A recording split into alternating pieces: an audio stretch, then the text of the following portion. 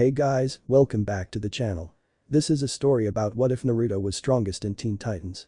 Before I start, please support for more amazing content and do consider subscribing to my channel and share this video with your friends. This is written by KFBA and IME87, link in description and support writer. Let's start the video. In the deepest part of Gotham was Wayne Manor, home to one of the city's wealthiest men. Bruce Wayne, the only child of the late Thomas and Martha Wayne.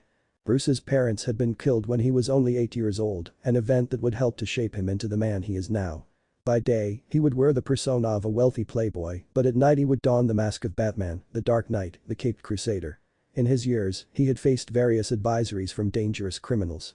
Like Penguin, to even more dangerous foes like Poison Ivy, Harley Quinn, and most of all the Joker. Bruce stood within the main hall of the manor, looking up at a portrait of his parents, while under the watchful eye of his butler and caretaker, Alfred Pennyworth. Storm clouds started to form up within the sky as a loud explosion erupted in the front of the manor, catching both Bruce and Alfred's attention. They rushed out and were greeted to the sight of a small crater in the lawn, and laid within the crater was a 12-year-old boy wearing a tattered orange jumpsuit with a bloody wound on his chest. Later, Naruto's eyes started to stir as he woke up to find himself in a fancy room. Naruto looked around, curious where he was and how he got here. He thought back to the battle at the Valley of the End and clashing with Sasuke. Naruto groaned slightly, holding his bandaged side where Sasuke had struck him. Naruto heard the door of the room creaking open and looked over to see an elderly man dressed in a black suit walking into the room while holding a tray of medical supplies. "Oh, I see you're finally awake," Alfred smiled. Naruto jumped off the bed and took a defensive stance. "Who are you, where am I, and why did you bring me here?" Naruto demanded, while Alfred looked at him in confusion as the boy spoke in a Forgian language. "I see you're Japanese," Alfred said, confusing Naruto, who didn't understand the elderly man either. Alfred cleared his throat. "Please wait here," he said in Japanese, while walking out as Naruto scratched his head. What was that old guy saying? Naruto thought with confusion. "My guess is, when you clashed with the Uchiha brat, you were sent to some Forgian land," Kyuubi answered. A few minutes later, the old man returned with another man. He walked up to Naruto, who kept his glare. Sensing his tension, he got down to the boy's level to look him in the eyes. Naruto glared at him at first, but strangely, he couldn't help but see that this man's eyes were much like his own. "Hello, my name is Bruce Wayne," Bruce introduced, speaking to Naruto in his own language. "Naruto Uzumaki. Where am I and how do I get back to Konoha?" Naruto asked. "Konoha?" Bruce repeated, never hearing of such a place before. "Konoha, the Hidden Leaf Village," Naruto said. "You're currently in Gotham City." "I'm sorry, but I've never heard of Konoha before," Bruce replied. "I've gotta go. I've gotta stop Sasuke, I've got to keep my promise," Naruto said, gritting his teeth slightly as pain surged from his wound. "Hold on.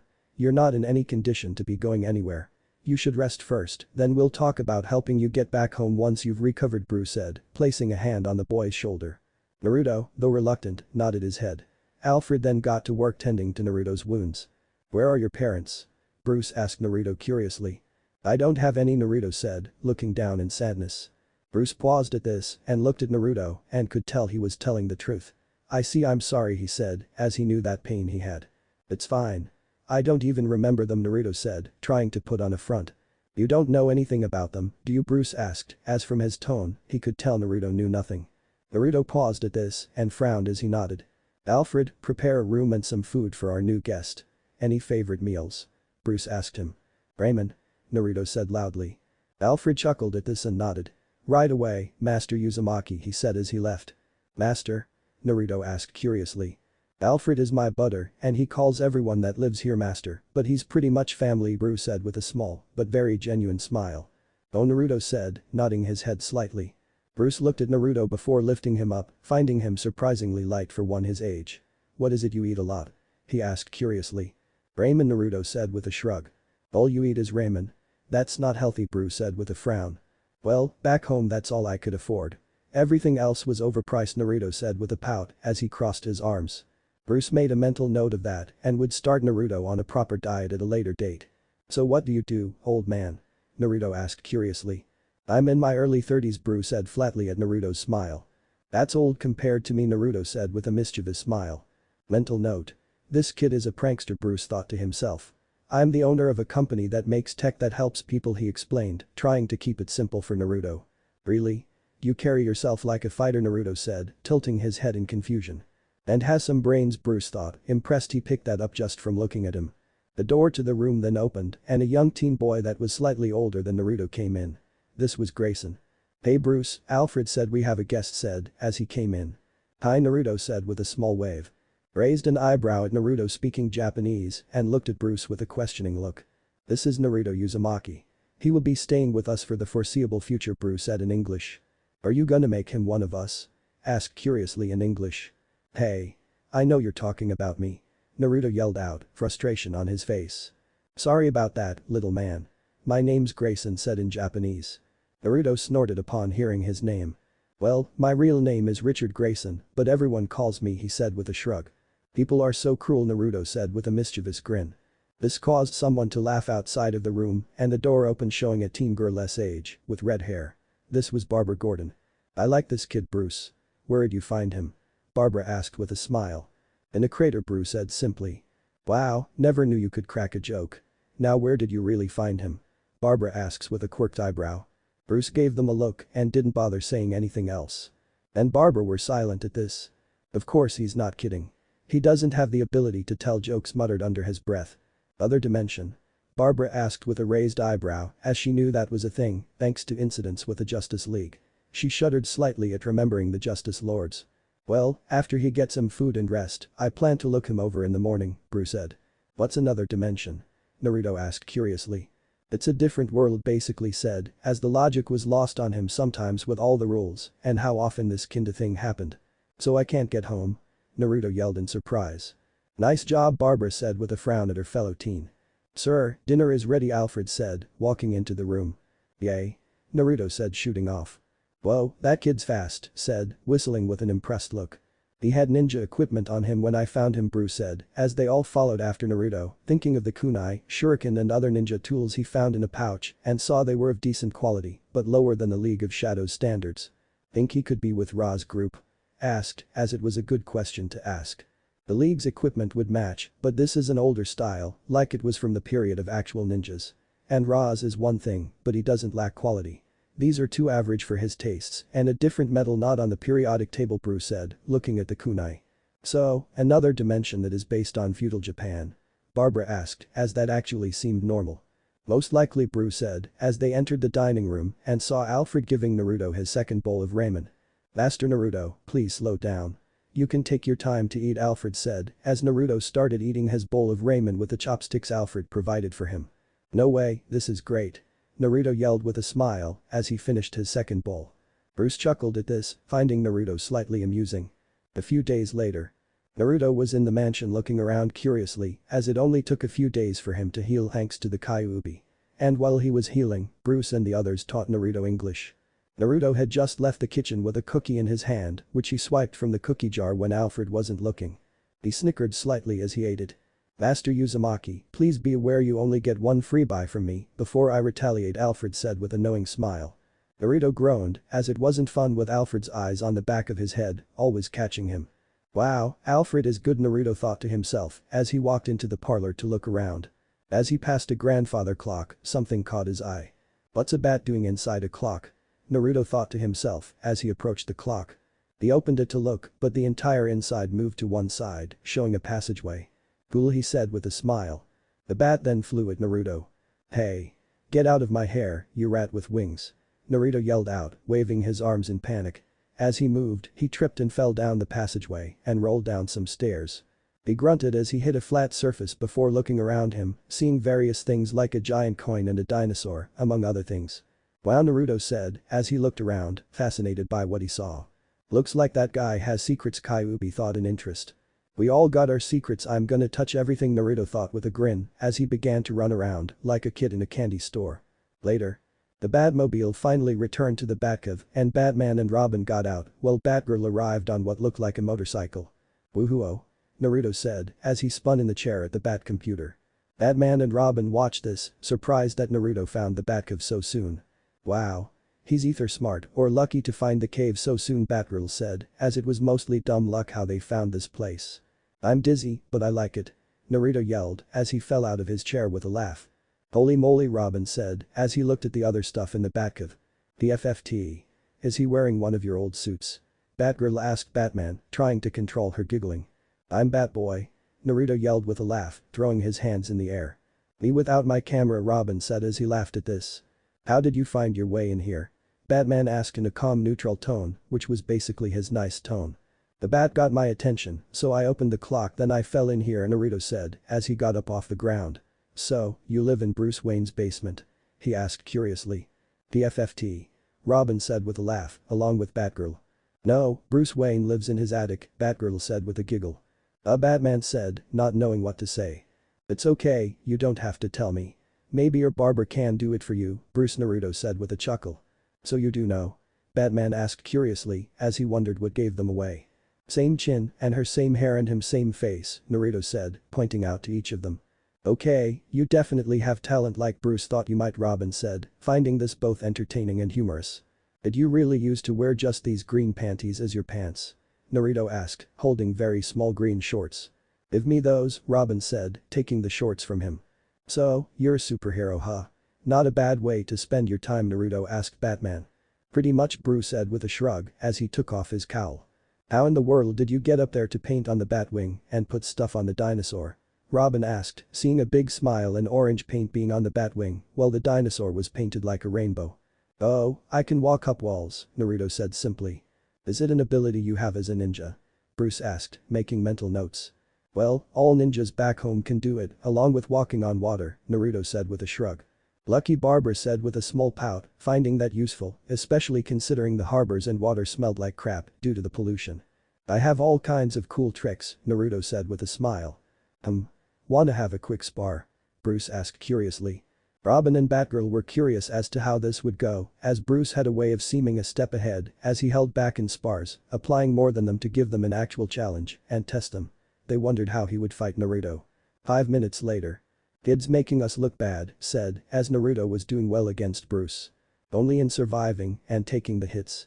He fights like a drunken brawler, Barbara said, as she had to admit while his combat skill was okay, for Gotham thug standards, his real ability lied in how much he could dish out and take. Adding in the fact, he seemed to be giving everything and didn't seem winded in the slightest. Alright, I think I've seen all I needed to see, Bruce said, holding his hand up to stop the spar. Naruto panted as he dropped his stance. Geez, old man, you're good, he said with a tired grin. You have good energy, but your style of fighting is horrible, Bruce said. What style? Asked with a smirk.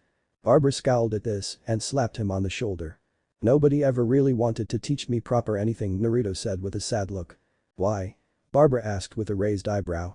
Nobody ever liked me, so until I got my sensei, if you could call him that, all I pretty much learned was to walk on trees and water, Naruto said with a shrug. Bruce looked at Naruto with a calculating look. Bad teachers, he thought, as he sighed. Well, if you want I can teach you, he said.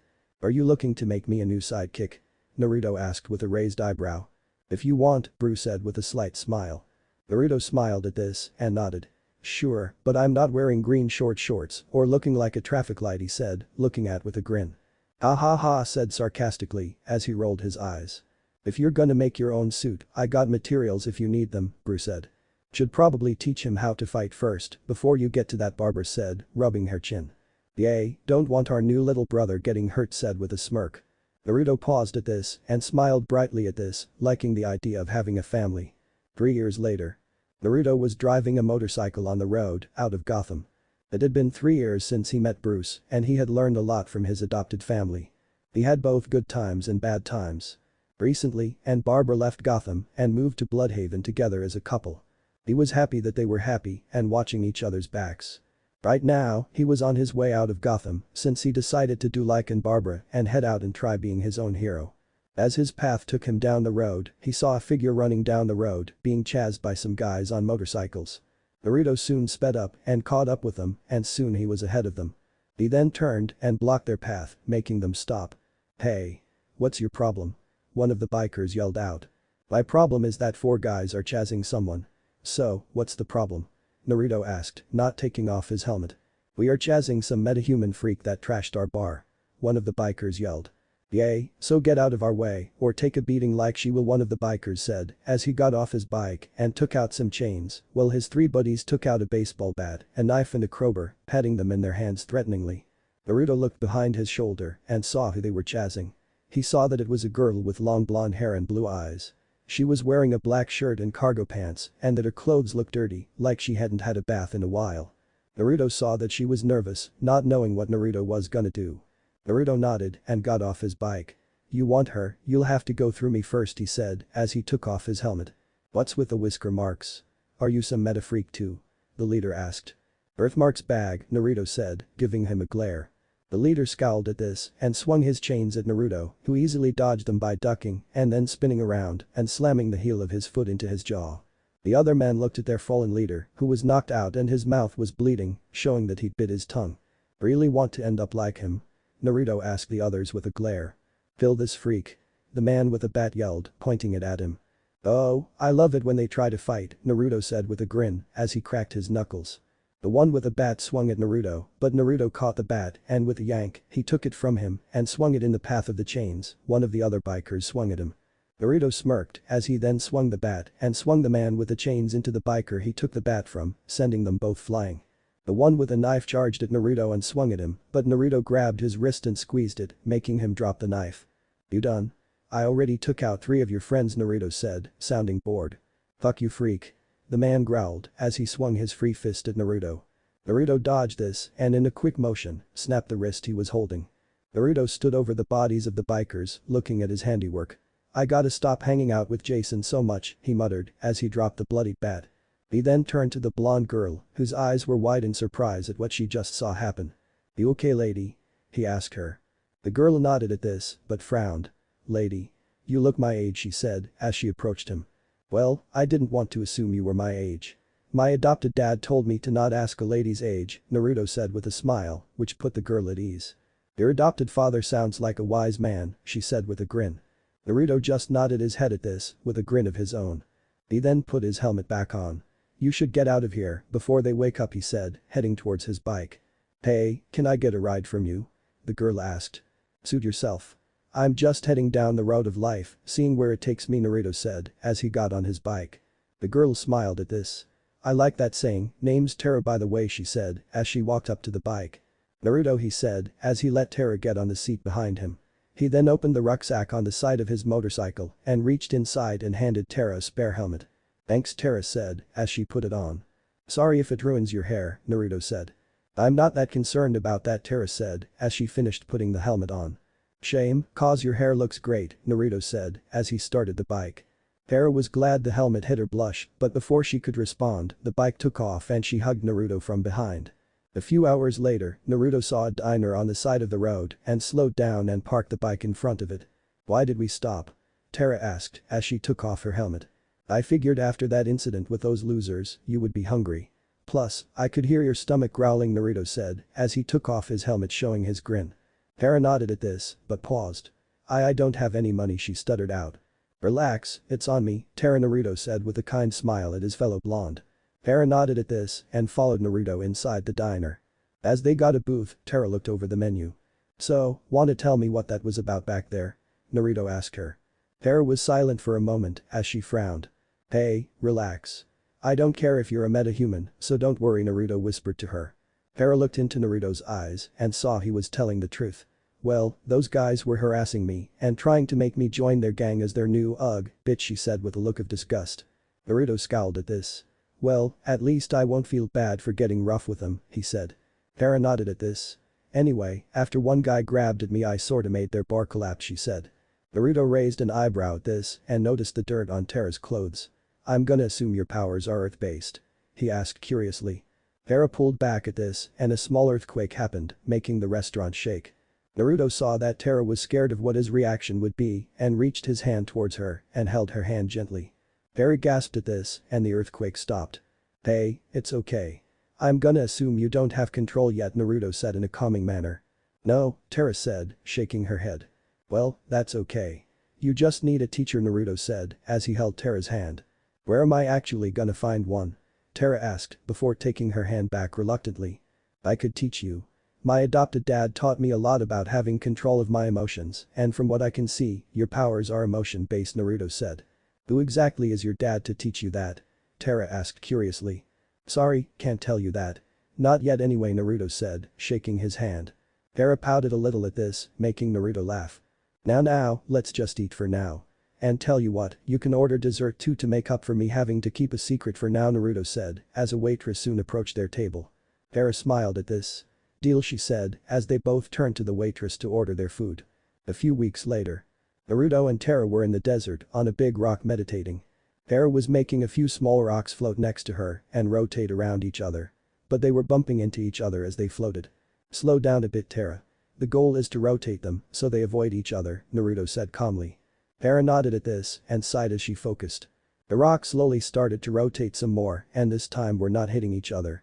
Naruto smiled at this and nodded. Good, he said with a smile. Terra smiled a little as she continued to make the rocks rotate for a few minutes before they started to shake a little. Okay, you can rest for a bit, Naruto said as he opened his eyes. Terra let out a breath and all the rocks dropped. Not bad, Terra, you're actually getting better, Naruto said with a smile as he held out his hand to Terra to help her up. Terra nodded and took the hand, letting Naruto help her up. You think I can get good enough to be a hero? She asked Naruto as they both got down from the big rock. Oh sure, if you want. Are you a fan of heroes? Naruto said, nodding at Terra. Yup. I always hoped I could help people with my powers, Terra said as they walked towards his bike, which was parked nearby. Oh, really? Who's your favorite? Naruto asked as they both got on his bike. I always liked Wonder Woman. I saw her once back home, Terra said with a grin. I like her too. But maybe not for the same reason as you, Naruto said with a chuckle. Terra rolled her eyes at this but smiled at him. You and every guy in the world, she said. Oh, not because she's pretty, Naruto said. Oh, really? What do you like about her then? She asked him with a cocked eyebrow. I like a girl that's strong and a good person first and foremost, Naruto said as he started the bike. So, where are we heading next? Terra yelled as they took off on his bike. I was thinking we should head for this city called Jump City since it's a few hours away, Naruto yelled back. Terra nodded at this and held Naruto close as they rode down the road. Later that night. Naruto and Terra were riding his motorcycle into the city. Not bad, Naruto said as he looked around the city. I still like the desert better, Terra said as she looked around. Hey, any city is better than the city I was a hero in for a few years, Naruto said with a shrug. So, you were a hero before, Terra said with a smile at having that confirmed. Still am, and I still have my hero outfit, Naruto said as he looked down slightly at a skull necklace he had, which hung next to the one Tsunade gave him. So which one were you? Terra asked with a smile. Before Naruto could respond, he heard a woman yell in an alleyway and stopped the motorcycle. You're about to find out, Naruto said with a grin as he tapped his skull necklace and the necklace then let loose what looked like some little machines, which covered his body. When the machine stopped, Naruto was now in a black suit with a red spiral in the center of his chest with red lines along his arms and hips. He had a utility belt around his waist, white gloves with a red X on the back of each one, and protective gauntlets along with a black cape. On his face, he had what looked like a domino mask that had a skull theme covering his eyes. Terra's eyes widened at this. Your Kitsukage? She asked him. Naruto nodded as he took off to the rooftop and looked down into the alleyway and saw a woman being mugged by a guy. Naruto soon jumped down and kicked the guy into the wall, surprising him and the woman. Naruto picked up the purse the man dropped and handed it to the woman. Get going, miss, he said to her kindly. The woman took her purse and ran off. What the hell are you doing here? Aren't you supposed to be in Gotham? The man yelled out. Naruto shrugged his shoulders at this. Decided to branch out and become my own hero, he said. Great, now the city has one of that psycho's sidekicks here, the man said with a scowl as he tried to run. Naruto pointed his palm at the running man and channeled some chakra into his palm and fired some red energy at him, which wrapped around him and trapped him. Naruto approached the man and picked him up. Tell your low-life buddies that this is my territory now, he said before he slugged him in the face, knocking him out. Naruto dropped the man and looked towards the alleyway entrance and saw Terra looking at him in surprise. So it was the bat who taught you control. No wonder you're a good teacher, she said with a smile. As she approached Naruto. Naruto nodded at this. Don't worry, I am not as brooding as he is, he said as he put Terra at ease. Good, Terra said with a nod. Suddenly they heard a roaring sound as they then saw what looked like a meteor fly over their heads. Well, it looks like I'm not done tonight, Naruto said as he took off after the meteor. Not even 10 minutes in a new city and I'm already a hero's sidekick, Terra said with a smile as she followed after him. Partner, Naruto corrected as they both went after the meteor.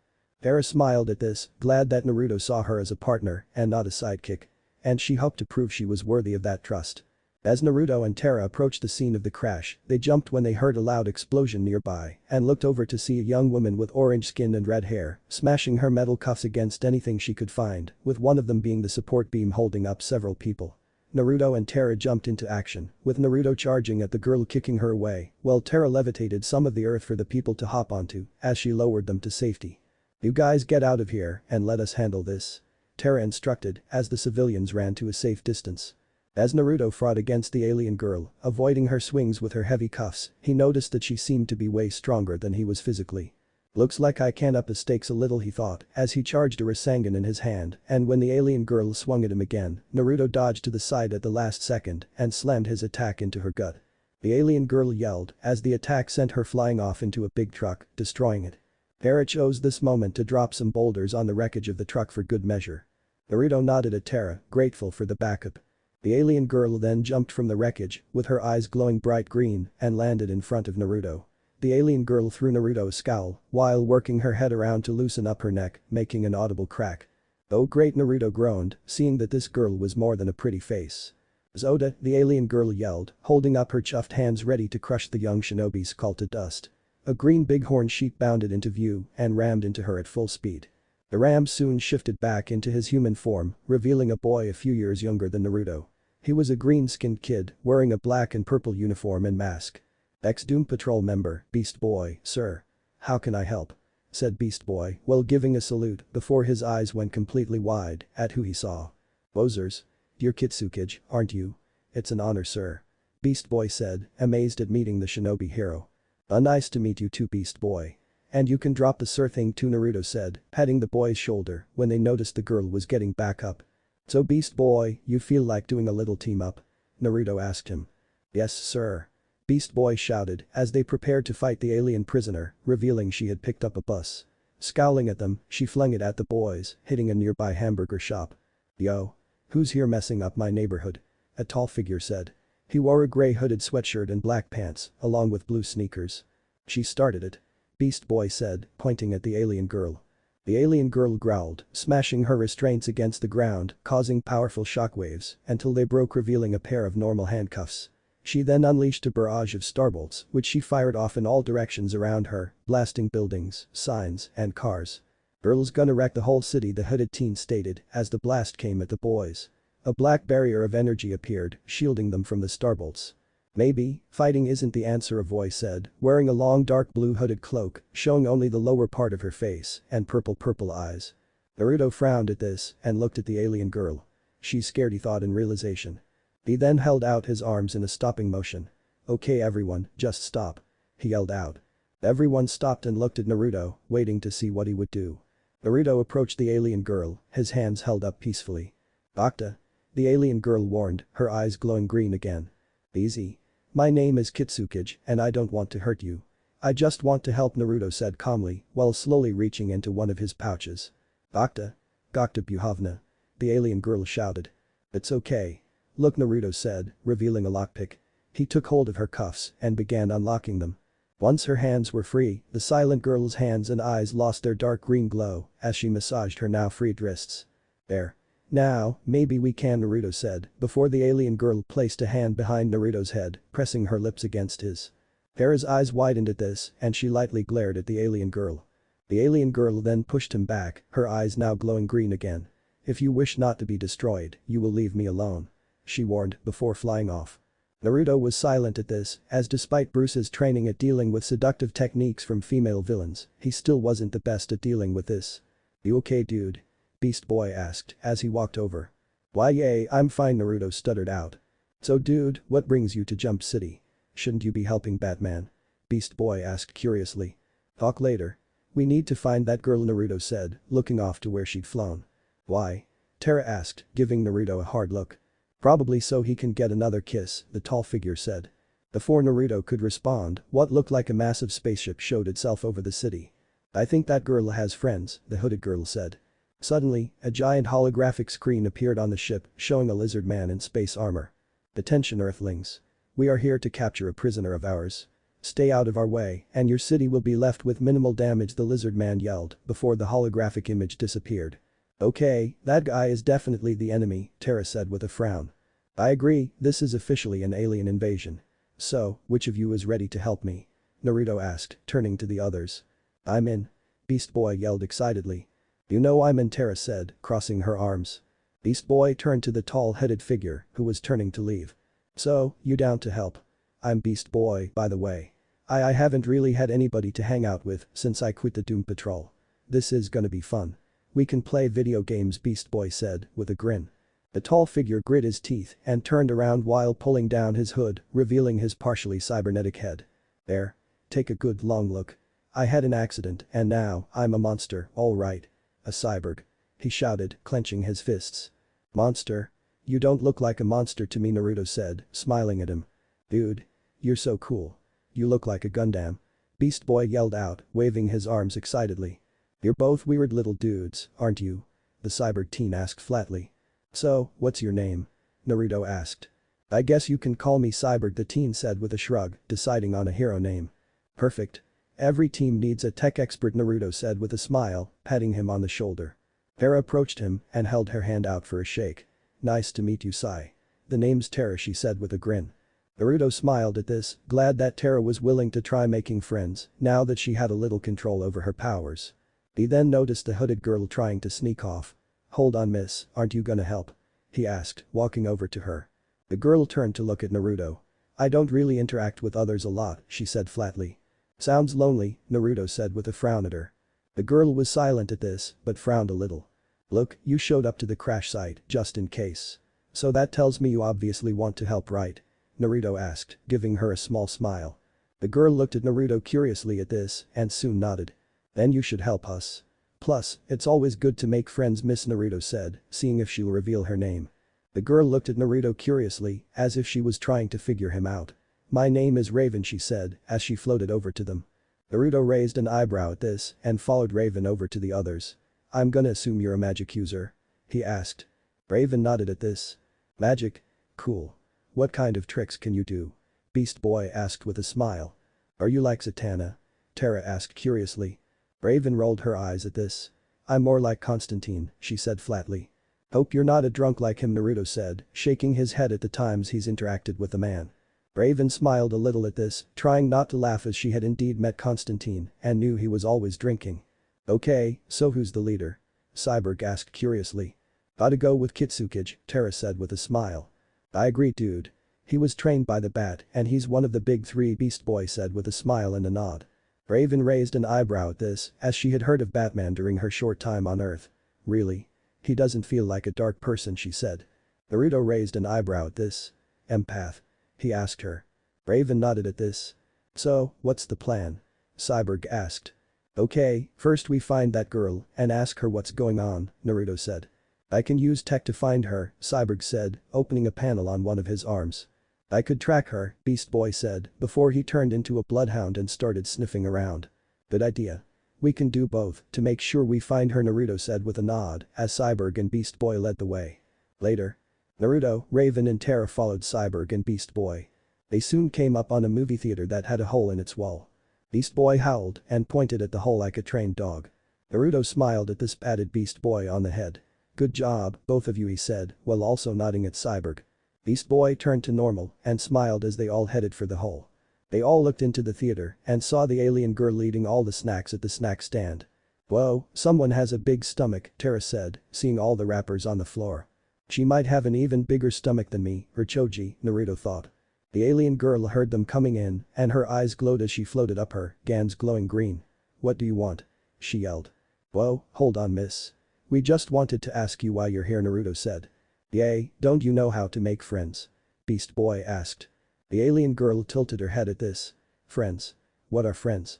She asked curiously. This surprised the others as this was new for them. Friends are, well, people you are nice to. And just spend time with, Terra said, doing her best to explain. You mean comrades? Or allies? The alien girl asked. Exactly, Naruto said with a nod. Why would you want to ally with me? The alien asked them. Well, there's a lizard alien who's here looking for you, Raven said. The alien girl growled at this and her eyes lit up. The Gordanians won't take me. She yelled out. Why do they want you? Cyborg asked curiously. I am prize for beating my people in battle, the alien girl said with a scowl. Well, you won't have to go with them if you don't want to, Naruto said. You would help me beat them? She asked. Sure. And you seem more friendly than them too, Naruto said with a smile. The alien smiled at this and pulled Naruto into a hug. Hey. Naruto groaned as he turned blue from her hug. Oh. Sorry friend, the alien said, letting Naruto go, who began breathing easy. That's okay. The name is Kitsukage, Naruto said. Cyborg here. Beast boy, at your service. Call me Terra. Raven. So, what's your name? Naruto asked the alien girl. My name is Coriander, but it translates to Starfire on this planet, she said, smiling at them. Starfire it is, Naruto said with a nod at her. The wall then exploded and a bunch of lizard men in space armor with blasters and spears entered the theater. There's the Tamaranian. Capture her. One of them yelled. Not happening, Space Dino. Go. Naruto yelled out, ordering his team. The others nodded at this and attacked the Gordonians. Naruto pulled out 2 kunai and held them defensively as he used Charka to coat the kunai before he blocked a laser blast, which reflected into a Gordanian. As the Gordanian fell to the floor, Naruto threw his kunai at another enemy, striking him in the arm. Starfire saw one of the enemy take aim at Naruto and growled as her eyes glowed brightly before her hands glowed and she threw some green energy at him, striking him in the face. Thanks for the save, Star. Naruto yelled at her as he swung his foot into the jaw of one of the enemies. Starfire nodded at this and attacked another of the enemy. Beast Boy charged at some aliens, turning into a bear and swinging his paws at them, sending them flying. Azrath Metrian Zinthos, Raven said as she covered some furniture in black magic before throwing it at a few Gordanians, knocking them to the ground. Cyborg attacked the enemy and as he fought back his cloak was destroyed, showing his whole cyborg body. Do you have any weapons? Naruto asked as he slammed a Rasengan into a Gordanian, sending him flying through a wall. Hold on. I think I can, hey. He yelled as a Gordanian shot at him with his blaster. Terra's hands glowed yellow and she made the floor beneath the Gordanian attacking Cyborg open up and made him fall through the floor. I have your back, dude. Beast Boy yelled as he attacked another Gordanian as a gorilla and threw him into the pit Terra made. Yay, so get to work on that weapon. Terra yelled out as she waved her hands and threw some boulders at the enemy, making them back off. Cyborg nodded at this and started to work on his arm. You fools think you can defeat a whole army? A Gordanian growled as he approached Naruto. I know we can, Naruto said, with a hard look on his face. Yay. You guys aren't doing too well so far, Beast Boy said with a fanged grin, crossing his arms. And it's about to get worse for you, Cyborg said as he finished working on his arm, which turned into an arm cannon. Before the Gordanians could react, Cyborg fired at them. Booyah. He yelled out as they were all sent flying. Retreat. One of the Gordanians yelled as they all ran from the area. Woo. That was great. Terra yelled out, waving her arms in the air. This isn't over, Naruto said with a shake of his head. Indeed. They will retaliate against the city if we don't attack them at their base, Starfire said as she floated in the air. I can teleport us all inside the main spaceship if you can point it out, Raven said. Good idea, Raven.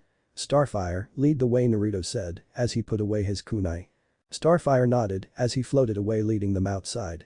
Now this is a much better team than the Doom Patrol. Beast Boy said with a smile. Naruto smiled at this as he looked at Beast Boy, liking his attitude. What's with the mask? Cyborg asked with a cocked eyebrow.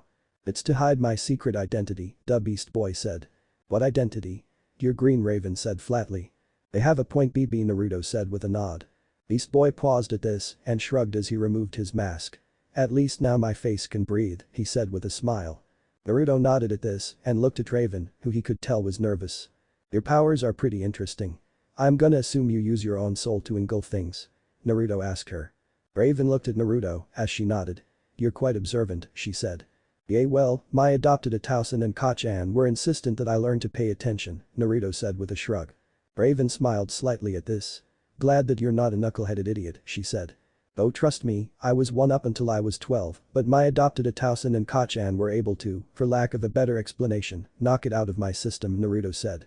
They still haven't made you stop with the ramen addiction, Terra said with a smile. Traitor, Naruto grumbled at this as he pouted. That's the main ship for this fleet, Starfire said, pointing out a ship over the city, which was aiming a giant blaster down at the city. Great, looks like they got our message about Star staying here and that's their response, Naruto said with a frown. You can get us in there quickly, right? Cyborg asked Raven. Raven nodded at this. Okay, when we get in, Starfire, you lead the way to the main control room. After that, our priority is containment and stopping them from blasting the city to pieces. That will be your job, Naruto said, giving him a reassuring grin. What about us, boss? Beast Boy asked, gesturing to himself and Terra. You two attack anyone that tries to stop Sai from getting control of the ship, Naruto said. Better make sure I take a few boulders with me then, Terra said. Metal is just earth that has been refined, Beast Boy said. Everyone paused at this and looked at Beast Boy with raised eyebrows. What, I watch Avatar. The Last Airbender and Legend of Korra, Beast Boy said with a shrug.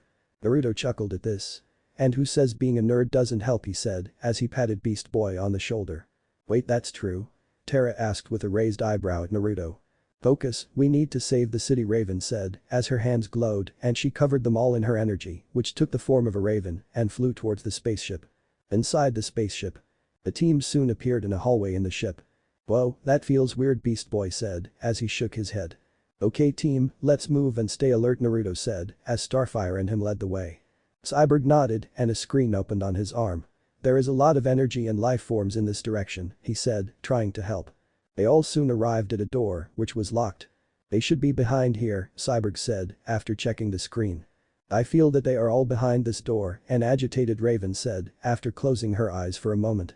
Okay, once the door is open, Terra, Raven and Beast Boy, you all cover Cyborg as he tries to take control of the ship. Starfire, you and I can confront the guy in charge, Naruto said. Any idea to open this? Terra asked as she covered her fists in rocks she brought with her. Naruto smiled at this and made a Rasengan in his hand and slammed it into the door. Knock knock. Cyborg yelled out as he made his arm into a cannon and fired at the aliens. Room service. Beast Boy yelled with a smile and he charged as a raptor. Whoa, dinosaurs? Naruto asked, surprised that Beast Boy could do that. Raven used her magic to grab some equipment and throw it at some of the aliens. Terra jumped at some aliens and slugged them in the face with her rock-covered fists. Stop them and bring the Tamaranian to me. The apparent leader yelled out. Starfire and Naruto charged at the leader and both attacked him. Cyborg approached the control panel and started to hack it.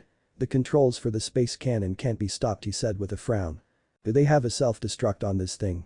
Beast Boy asked after turning back from being a ram before he became a tiger. Cyborg nodded and concentrated for a moment before soon the alarm went off, causing him to smirk. Self-destruct in 5 minutes, the ship's computer said. No. The leader yelled in a rage before Naruto threw a few kunes into his shoulders. Game over, Naruto said as Starfire charged at the leader and slugged him in the mouth. Where is my sister? She yelled out as she grabbed him by the neck while her eyes glowed green. That trog fled at the same time as you. She probably crashed on this planet somewhere else, the leader spat out. Starfire's eyes glowed brighter at this and she raised her hand, which glowed green from her fury. Naruto ran over and grabbed her hand. We have to get out of here. He yelled at her as the ship started to shake while they could hear a few faint explosions.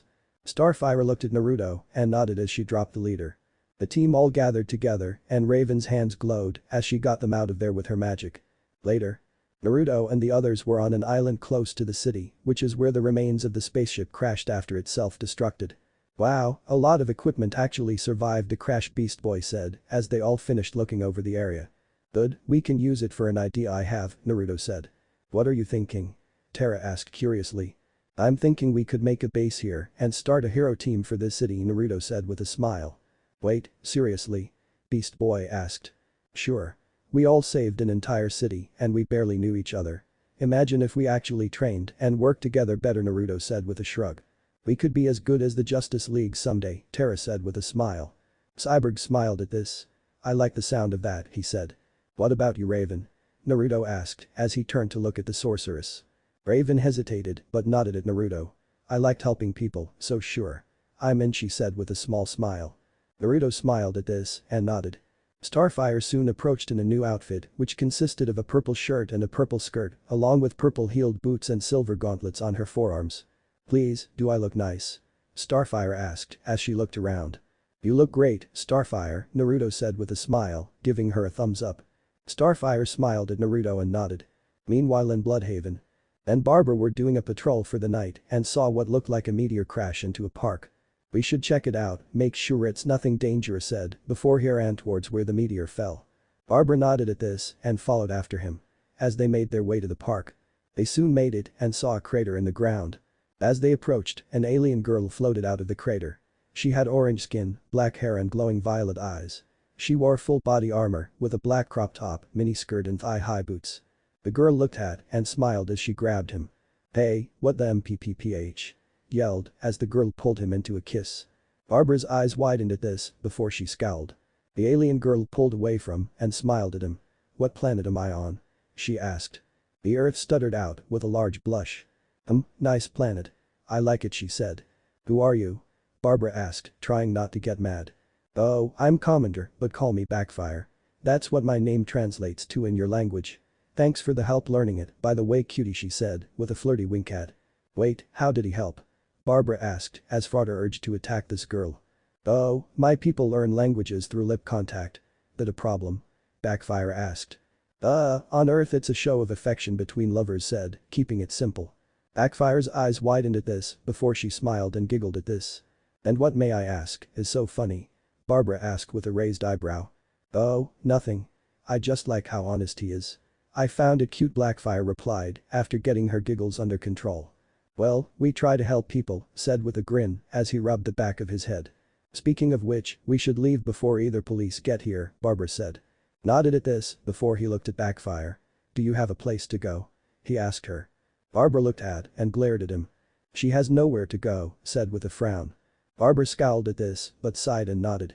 Blackfire smiled and giggled at this. "You two are so cute together. I'm already jealous," she said with a smile. "Follow us, Blackfire. We have a place for you to stay," said as he and Barbara led Blackfire away from the area. "Wow, first meeting and already inviting me to stay with you. You Earthlings are so bold," Blackfire said with a teasing smirk. Blushed at this while Barbara groaned at this and shook her head. "I hope that Naruto's not having this kind of trouble wherever he is," she thought as they walked off. A few weeks later. It had been a few weeks since the alien invasion in Jump City and a lot had already changed. Thanks to Cyborg's planning and Naruto's clones, they were able to build a base for themselves, which was a giant tower in the shape of a T. Thanks to Naruto calling in a favor from Bruce, he was able to get some tech for the tower so that they had the same training facilities and security that the Justice League had. Right now, Naruto was in the training room looking over the main computer with Cyborg. "I can't believe you were able to get Batman to donate some tech to us," Cyborg said in disbelief as he ran some system checks. "It's not that big a deal," Naruto said, waving his hand dismissively. "Dude, he gave us a hologram system so we can train in real situations. I may not know tech, but that's high-level stuff," Beast Boy said as he looked over Cyborg's shoulder at his console. "Hands in pocket," Cyborg said, not looking at Beast Boy. Beast Boy pouted at this but put his hands in his pockets. Naruto shook his head at this as he smiled. "If you want to mess with something, you can mess with the game consoles I ordered for us," Naruto said. "You play video games?" Beast Boy asked with a grin. "Course I do. Can't just train all the time. I may have been trained by Batman, but I know how to have fun," Naruto said with a smile. "What consoles did you order?" Cyborg asked curiously. "You will be happy to know I went all out. Switch, PS5 in the news box," Naruto said with a grin. "You were able to track those down?" Beast Boy and Cyborg yelled in surprise. "Yay. I had to call in a few favors, but I refused to let the scalpers win," Naruto said. "We're not worthy. We're not worthy." Cyborg and Beast Boy started yelling as they bowed to Naruto. Naruto chuckled at this and held out his hand as he looked away from them. The door to the room opened and Terra, Starfire and Raven entered the room. Raven raised an eyebrow at seeing what was going on. "Let me guess, you told them you got them game consoles?" Terra asked, crossing her arms with a smirk. "Hey, you like games too, Miss Smash Bros. Master," Naruto said with a grin, causing Terra to blush slightly. Beast Boy and Cyborg jumped up at that. "Who's she main?" Beast Boy asked. "Bayonetta and Byleth," Naruto said with a smile. "I like using Link too," Terra said with a shrug. "You all get permission from the mayor's office for us to patrol the city?" Naruto asked. "Yay, the mayor was most happy that we are now here to help the city," Starfire said with a smile. "He was also relieved that we were here to stop the alien invasion," Raven said. "Yay. He said the League vouched for us," Terra said with a look at Naruto. Naruto nodded at this. "Yay, Batman likes to make sure I have what I need since he took me in," he said with a smile. "So, your adopted dad is Batman?" Cyborg asked as he had thought that was the most likely person since he knew the Kitsukage worked with Batman back in Gotham. Naruto nodded at this. "Then who's your Kachin?" Starfire asked, using the term for mother that Naruto used. Naruto smiled at them. "Take a wild guess," he said. "Is it the woman of cats that keeps calling on the video phone?" Starfire asked with a tilt of her head. This caused Terra, Cyborg and Beast Boy's eyes to widen in surprise. "Your mom is Catwoman," Terra yelled in surprise. Yay. It took a while for them to stop being stupid and get together finally, Naruto said with a smile. So that explains why you like animals so much, Raven said, as she was wondering who taught him to respect animals. It also explained why she saw him at charity events for animals and why he had the team attend a few at times. Naruto nodded at this and looked at his team. Okay, who wants pizza? He asked with a smile.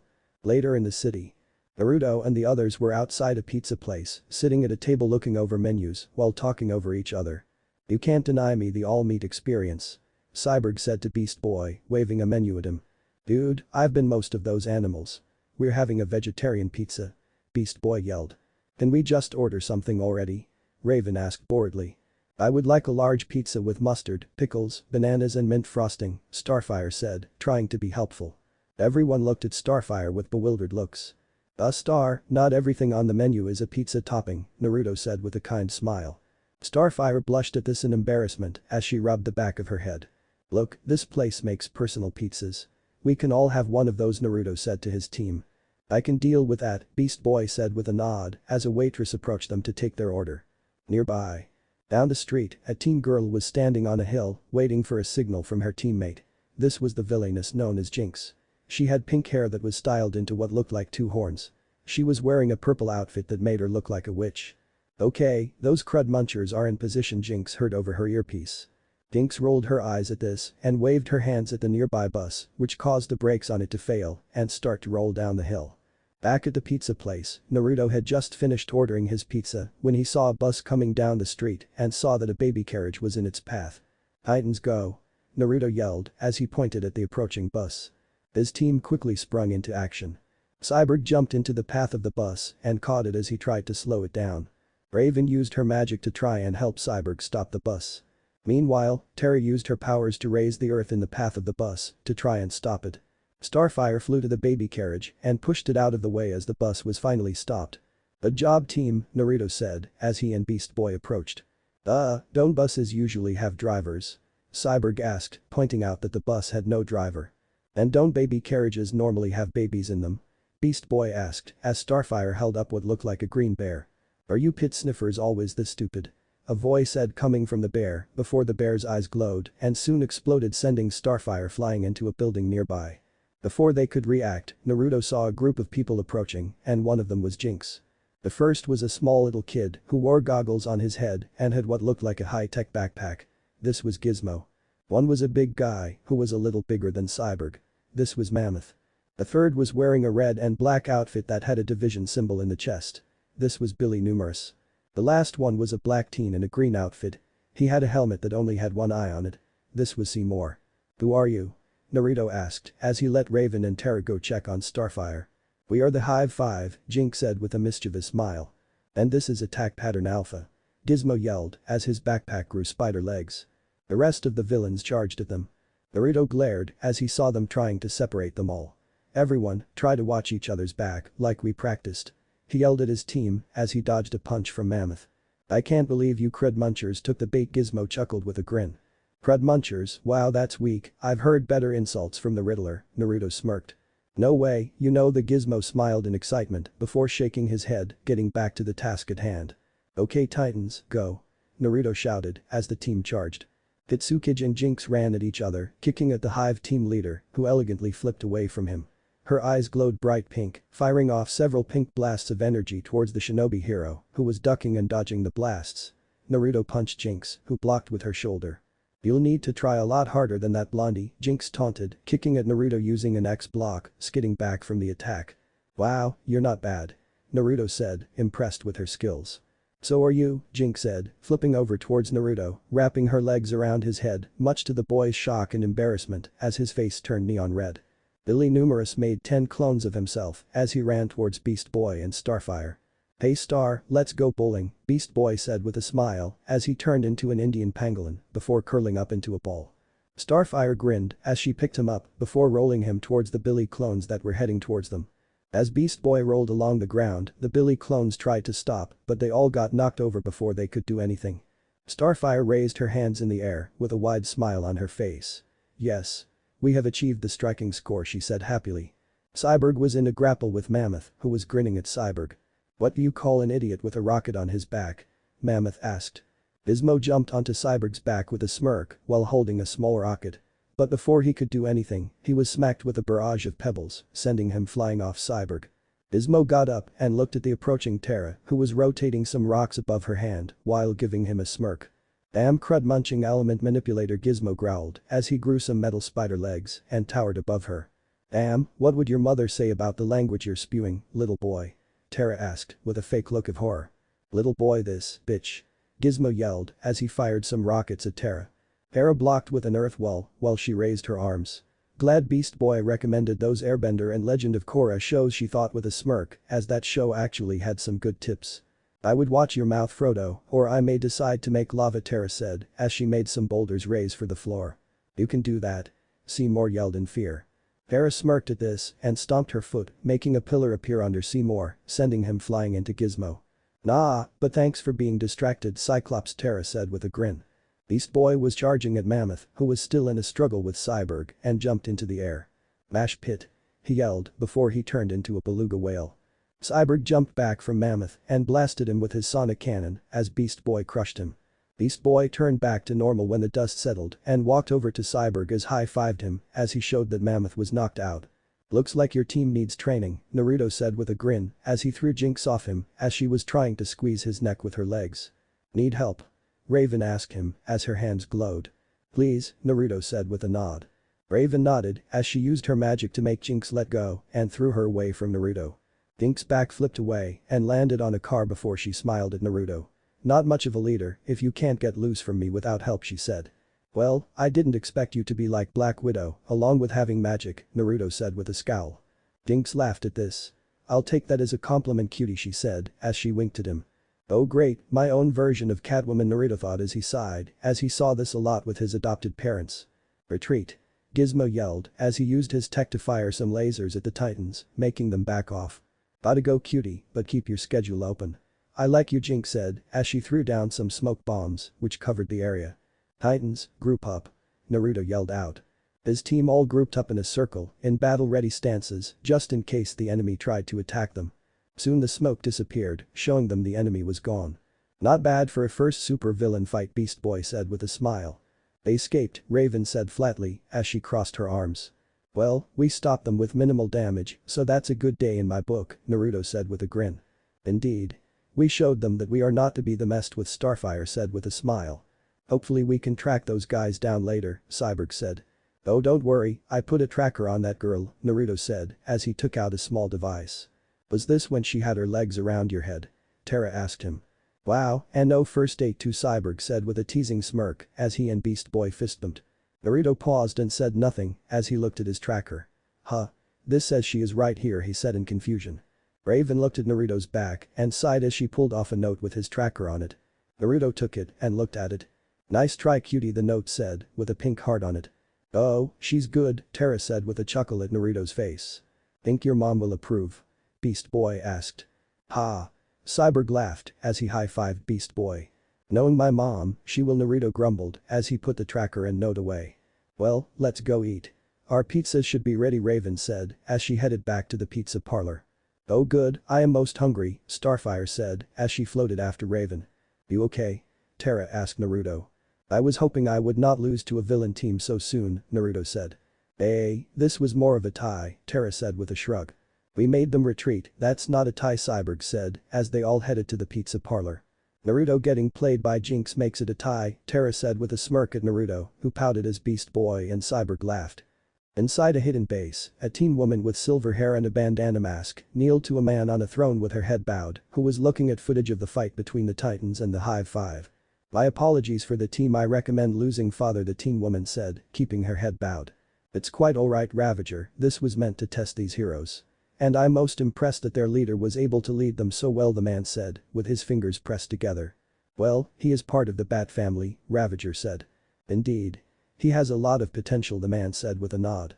"He lost to that sorceress," Ravager added. "Well, she is tricky for a first encounter. Magic is hard to deal with," the figure said. Ravager scoffed at this. "More like he has no experience with women," she thought to herself. "This team will require more test time. See what they are capable of, my dear daughter," the figure said. Ravager nodded at this, as even she knew just one encounter wasn't enough to get a full picture of the capabilities of the Titans. A few days later. Naruto and the others were all in the living room relaxing. "Naruto, I have finished my first attempt at cooking the ramen. Would you like some?" Starfire asked as she looked up from the stove, not noticing a tentacle poking an arm out of the pot. Naruto sweat dropped at this and was about to say something but saw the excited look on Starfire's face. "Sure thing," he said as he walked over to her. Starfire smiled at this and got a bowl out to get some of her ramen for him. Sucker Cyborg coughed into his hand with a smile. The TV then showed a calling screen with a cat face on it. "Looks like it's your mom, dude," Beast Boy said, making a guess on who was calling them. Naruto sighed at this as he put down his fork and turned to the video phone. "Video phone on," he said. The screen then showed Catwoman, who was looking at the team from what looked like the Batcave. "Hey Kachin," Naruto said as he waved at her. Catwoman smiled at this. "Glad to finally see you, kitten," she said. Beast Boy and Cyborg snorted at this and stiffened their laughter at this name. Naruto groaned at this as he knew this would be prime black material for his friends to tease him. "Hello, Miss Woman of Cats," Starfire said with a smile as she waved. "Ah, Starfire, right?" Catwoman asked with a smile. Starfire smiled and nodded at this. "And this is the rest of your team?" Catwoman asked as she looked at the rest of them. "Yup. This is Terra, Raven, Cyborg and Beast Boy," Naruto said, pointing at each of his friends. Not a bad team. Very well balanced," Catwoman said with a nod as she looked at them. "Thank you, miss," Terra said with a smile. "Ah, you're the first one my kitten met and helped from what I saw from his messages," Catwoman said with a smile. "So why are you calling?" Naruto asked curiously. "Well, I wanted to meet your team and ask you why you lost to a certain spellcaster," Catwoman said. Naruto looked shocked at this. "How do you know about that?" he asked her. Catwoman pushed a button on her end and a small window screen showing the fight Naruto had with Jinx appeared. Naruto groaned at this. "You think that's bad, you should see the note she left when he tried to tag her with a tracker," Beast Boy said with a smile. "Beast Boy!" Naruto yelled, turning red from embarrassment. "Oh?" Catwoman asked with a raised eyebrow. She put his own tracker on his back with a note that said "Nice try, cutie," Raven said flatly as she drank some tea. "With a pink heart too," Terra added with a grin. Catwoman smiled at this. "Ah, I remember when I did that to Bats when we met," she said with a fond smile. "Yup, he has his own, well you ma'am," Beast Boy said, trying to be polite. "It was only once. She won't get me again," Naruto yelled. "Of course she won't. Well, I gotta go help with patrol. You stay out of trouble," Naruto, Catwoman said with a smile before she hung up. The others looked at Naruto at this. "Naruto?" Starfire asked curiously. Naruto sighed at this and removed his skull domino mask. "That's my real name, Star," he said. Beast Boy and Cyborg laughed loudly at this. "No wonder you love Raymond so much, as you're named after it," Beast Boy said as he and Cyborg used the other to keep standing so they wouldn't fall to the floor in laughter. "He's named after the storm, you idiots," Raven said, rolling her eyes at them. Naruto smiled at this and nodded at Raven. I already knew his name," Terra said with a shrug. Raven and Starfire looked at Terra curiously at this. "He saved me and decided to help me gain control of my powers," Terra said with a smile. "Ah, the romantic first meeting," Cyborg said with a teasing grin at Naruto as he high-fived Beast Boy. Terra's face went atomic red at this. "Alright, that's it," Naruto yelled out as he lunged at them. Before he could do anything, the alarm went off. "Saved by a criminal, that's new," Beast Boy said with a sigh. "Remind me to put bacon in your tofu later after I've replaced Cyborg's hamburger meat with turkey meat," Naruto said as he approached the computer to see what the situation was. "Dude, he pranks for keeps," Beast Boy whispered to Cyborg as that was hardcore. "I blame you," Cyborg whispered back with a glare. "You're both idiots," Raven said flatly, rolling her eyes at them. "We have a break-in at the prison," Naruto said, looking at his team. Starfire tilted her head curiously at this. "Don't criminals usually do the breaking out and not in?" she asked. "We can ask when we catch this guy," Terra said, punching her fist into her palm. Naruto nodded at this. "Let's go team," he said as he led his team out of the tower. Dump City Prison. The big concrete humanoid was making his way through the prison and was heading for the back of the prison when the doors into a hallway glowed with dark energy and closed. "Ah, I have heard of you. Cinderblock, right?" Naruto said, getting the enemy's attention. Cinderblock turned to look at Naruto and his team and growled at them. "It's 6 versus 1. Are you sure you want to do this?" Cyborg asked with a grin, cracking his knuckles. "Don't get cocky. He's bigger than us and we don't know if he has a backup plan," Naruto said to his team. "He seems dumb to me," Beast Boy said with a smile. Cinderblock growled at this and roared at them. Note to self. Don't insult the enemy, Beast Boy said with a sheepish smile. "You think?" Raven asked flatly. Cinderblock roared before he charged at them. "Titans, try to slow him down and contain him," Naruto yelled as they all charged at him. The Titans attacked Cinderblock together, with Starfire throwing star bolts at him, Terra throwing boulders at him, while Raven tried to bind him with her magic. As Cinderblock tried to force his way towards the girls, Beast Boy charged at him and turned into a mammoth and slammed him into the wall. Starfire floated over to check if Cinderblock was beaten, but he grabbed at her and held her tightly in his hands, ready to try and crush her. Starfire smiled at this. "Sorry to disappoint you, but I'm stronger than I look," she said, as her eyes glowed brightly, and she raised her leg and kicked Cinderblock hard in the chin, sending him slamming into the floor. Naruto whistled at this, as Starfire's show of strength still impressed him, even after knowing her for a few weeks. "Any ideas to knock him out?" Cyborg asked, as he blasted his arm cannon at Cinderblock as he got up. Before Naruto could respond, he blocked an attack with his armored arm and looked to see that it was Ravager attacking him with a blade. "Not bad armor you have. The bat gave it to you, I assume?" Ravager asked, with a cold look in her eyes. "Looks like we found the brains of this operation," Naruto said, as he tried to keep Ravager's blade away from him. Terra raised her arms and slammed them in the ground, making a mini quake fly at Ravager. "Back off," she yelled at her as she backflipped away from Naruto. "Focus on Cinderblock, I can handle her," Naruto said, as he summoned some blue blades on his forearms, knowing that this enemy was on another level. His team nodded at this as they attacked Cinderblock. "You're either very confident or very stupid if you think you can take on an unknown enemy," Ravager said as she readied her blade. "I'm not stupid, lady, I can already tell who you work for. Is District that mad Batman beat him that he has to come bugging me?" he asked as he took a battle stance. "Lady, I'm a year older than you," Ravager yelled out. "Huh. Well, the white hair made me think you were older," Naruto said with a shrug. Ravager growled at this as she attacked Naruto, who easily blocked and kneed her in the stomach. But she instinctively jumped back, so the attack didn't hurt her as much. Good instincts, Naruto thought, as he saw that she was very well trained to react to his attack, with barely any thought. Ravager took a moment to glare at Naruto and charged at Naruto, who met her as they clashed. Meanwhile, the other Titans were fighting Cinderblock, who was waving around a metal pillar as a club to keep them back. "Can't you slow him down by manipulating him?" Raven asked Terra as she floated back from a swing. "I can try, but I need a moment to focus," Terra said, as she had never tried to manipulate a living being made of earth before. "Leave it to us, friend Terra," Starfire said as her hand glowed as she made the metal pillar melt and wrap around Cinderblock's hands. Beast Boy charged at Cinderblock as a rhino and rammed him in the chest, sending them both through a wall. Cinderblock roared as he threw Beast Boy back, sending him flying into Terra. Cinderblock glared at them and punched a control panel on the wall. An alarm then went off and the cell doors started to open, freeing the prisoners. "Damn it," Cyborg said with a frown as the prisoners approached them. "What's the plan?" Raven asked. Cyborg thought for a moment. "We contain the prisoners," he said, making a decision.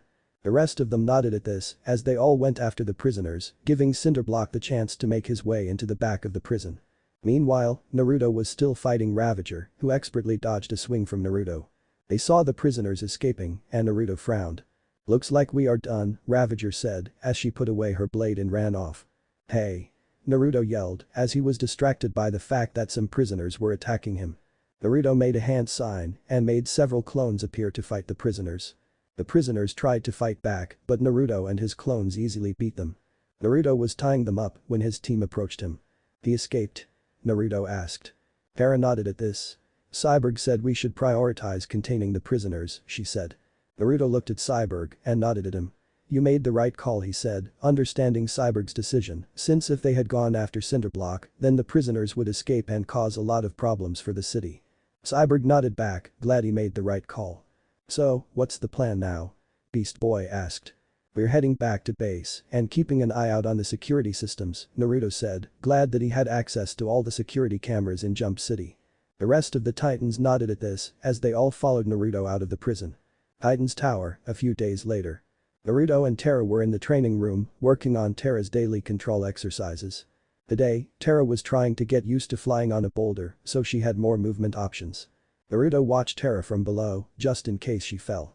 "You're getting better," Terra, Naruto said with a smile, as he watched Terra manipulate some rocks behind her, before she fired them at some targets nearby, which struck their target dead on. Terra smiled at this, but her focus wavered and the boulder she was flying on cracked, which caused her to fall. Naruto quickly caught her in his arms and held her bridal style. "You may want to work on your focus though," Naruto said with a smile. Terra blushed a little at this as Naruto put her down. "Don't worry, you are making steady progress," Naruto said with a small grin, not noticing Terra's blush. "You sure?" Terra asked nervously, as she rubbed the back of her head slightly. "Absolutely. I mean, you haven't caused a quake since we started," Naruto said with a nod and a reassuring smile. Terra smiled at this. That's because Terra thought as she thought about Naruto. Suddenly, the alarm went off as Naruto pulled out his communicator and looked at it. "There's an attack in the city," Naruto said before snapping it shut. "Let's go find the others," Terra said. They both headed out of the training room and after turning a corner, they saw Beast Boy, Cyborg and Raven looking at Starfire, who was covered in motor oil and sitting on the floor. "What happened?" Terra asked the others as Naruto helped Starfire to her feet. "Beast Boy tried to prank Cyborg, but Starfire got caught in the crossfire," Raven said boredly. Naruto looked at Beast Boy with a raised eyebrow. "That's like the 5th time you've tried to prank him," he said. "What? You like pranks too?" Beast Boy said with a frown. "Yeah, but I make sure my targets have it coming and I also make sure nobody innocent gets caught in the crossfire," Naruto said. "And get more innocent than Star," Terra said with a shrug. "Look, you made a mistake, Beast Boy, you know that right?" Naruto asked him. Beast Boy nodded at this as even he knew when he was wrong. "Then you should apologize to Starfire," Naruto said.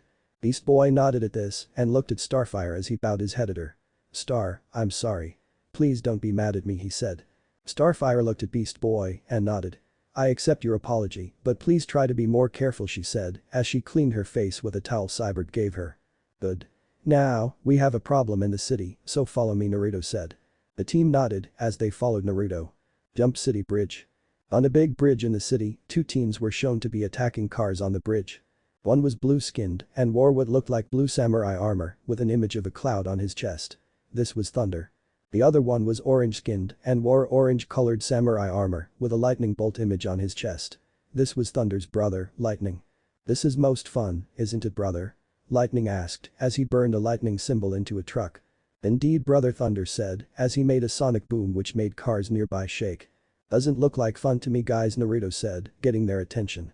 Naruto and his team were standing on a truck in ready stances.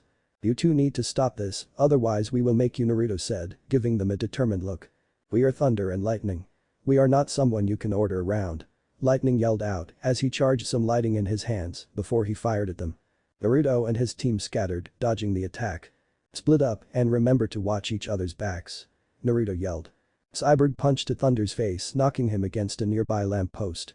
The elemental grit his teeth catching Cyborg's fist, punching him across the face, skidding Jim back. The two raised up their arms, Thunder coating his fist in his element while Cyborg readied his sonic cannon. The two rushed at each other quick, erupting in sizable blast which pushed both opponents back. Raven hovered over as she formed a barrier over Thunder. The elemental smirked as he began slamming down his fist hard into the ground, causing power shockwaves across the concrete. He continued again and again as cracks began to appear in the barrier, surprising Raven, who lifted the orb up into the sky before dispersing it, allowing Thunder to fall to the ground. He smirked, thrusting his fist down, using the thunder to lighten the impact. Beast Boy roared in his tiger form, lunging at Thunder, striking him across the back. He grit his teeth and fired off several blasts at Beast Boy, who shifted into a bird form, evading the blasts as they came in. Meanwhile, Naruto, Starfire and Terra attacked Lightning, while Beast Boy, Raven and Cyborg went for Thunder. Naruto pulled out several kunai and threw them at Lightning, while Starfire threw some starbolts at him. Lightning blasted the kunai to pieces and was able to avoid the starbolts. "Terra, think you can ground him?" Naruto asked her.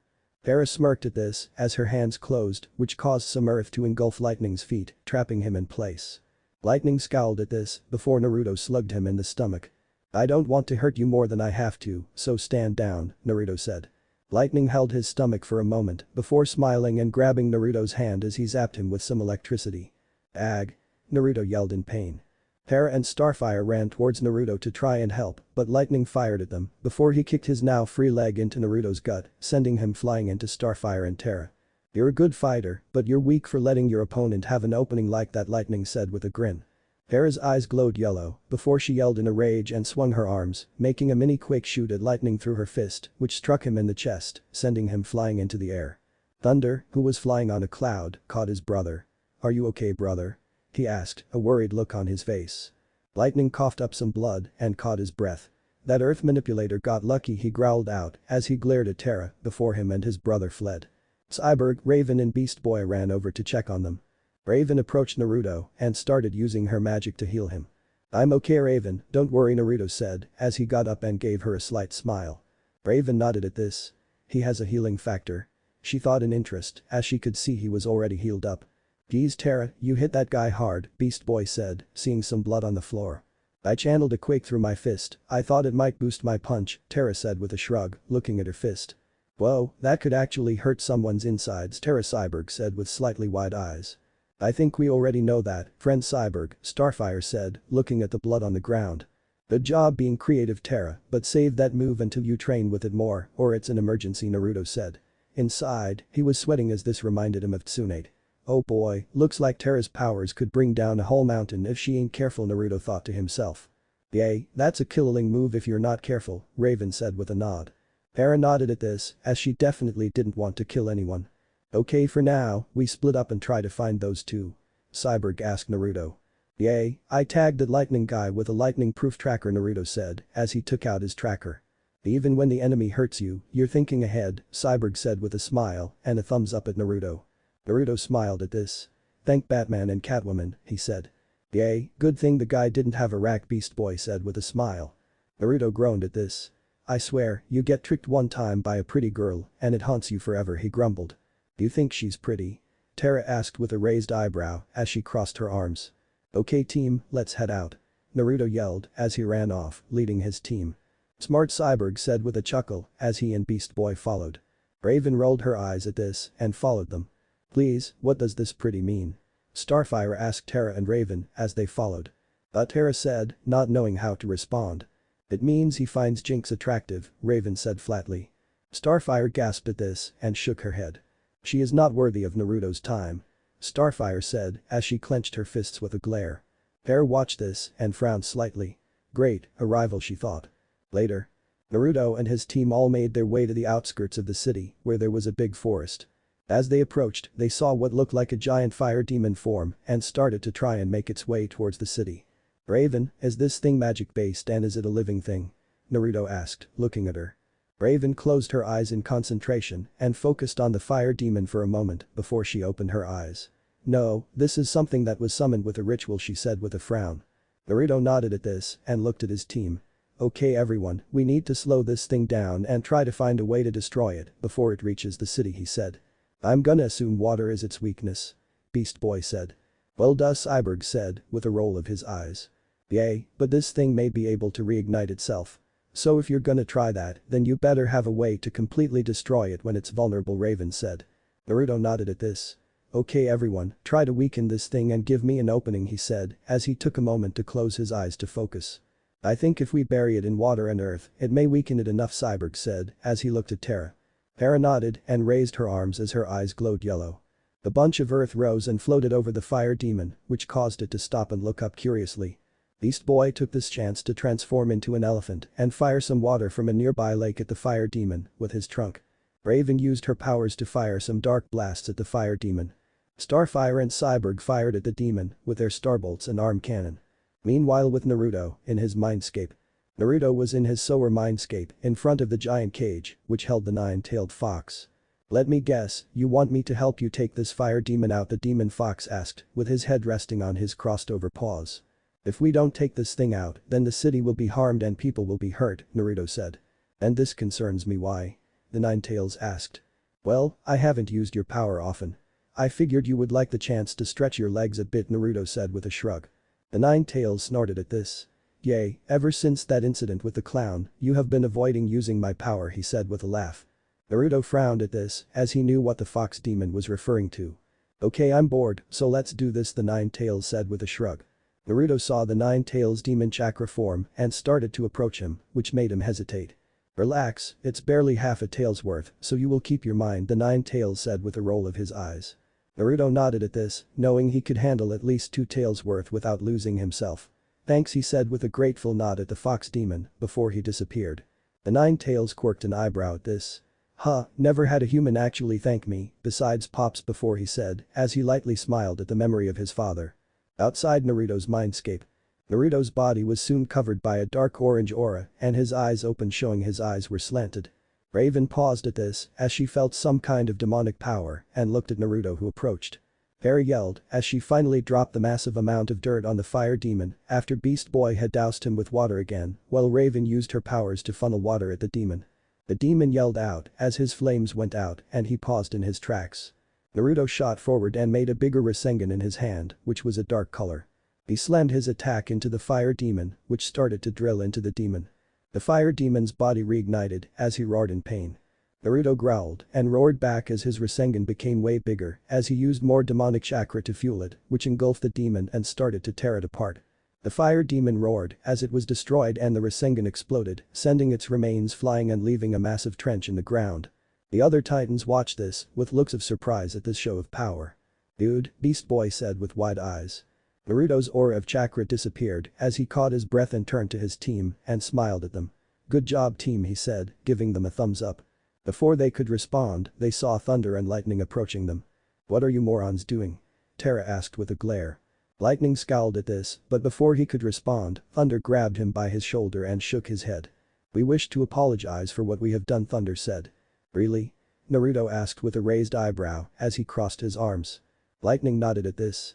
"Yes, my brother convinced me that hurting innocents has no sport to it. So, we indeed wish to apologize," he said with a bow of his head, along with Thunder. "I'm gonna guess you two were responsible for that fire demon?"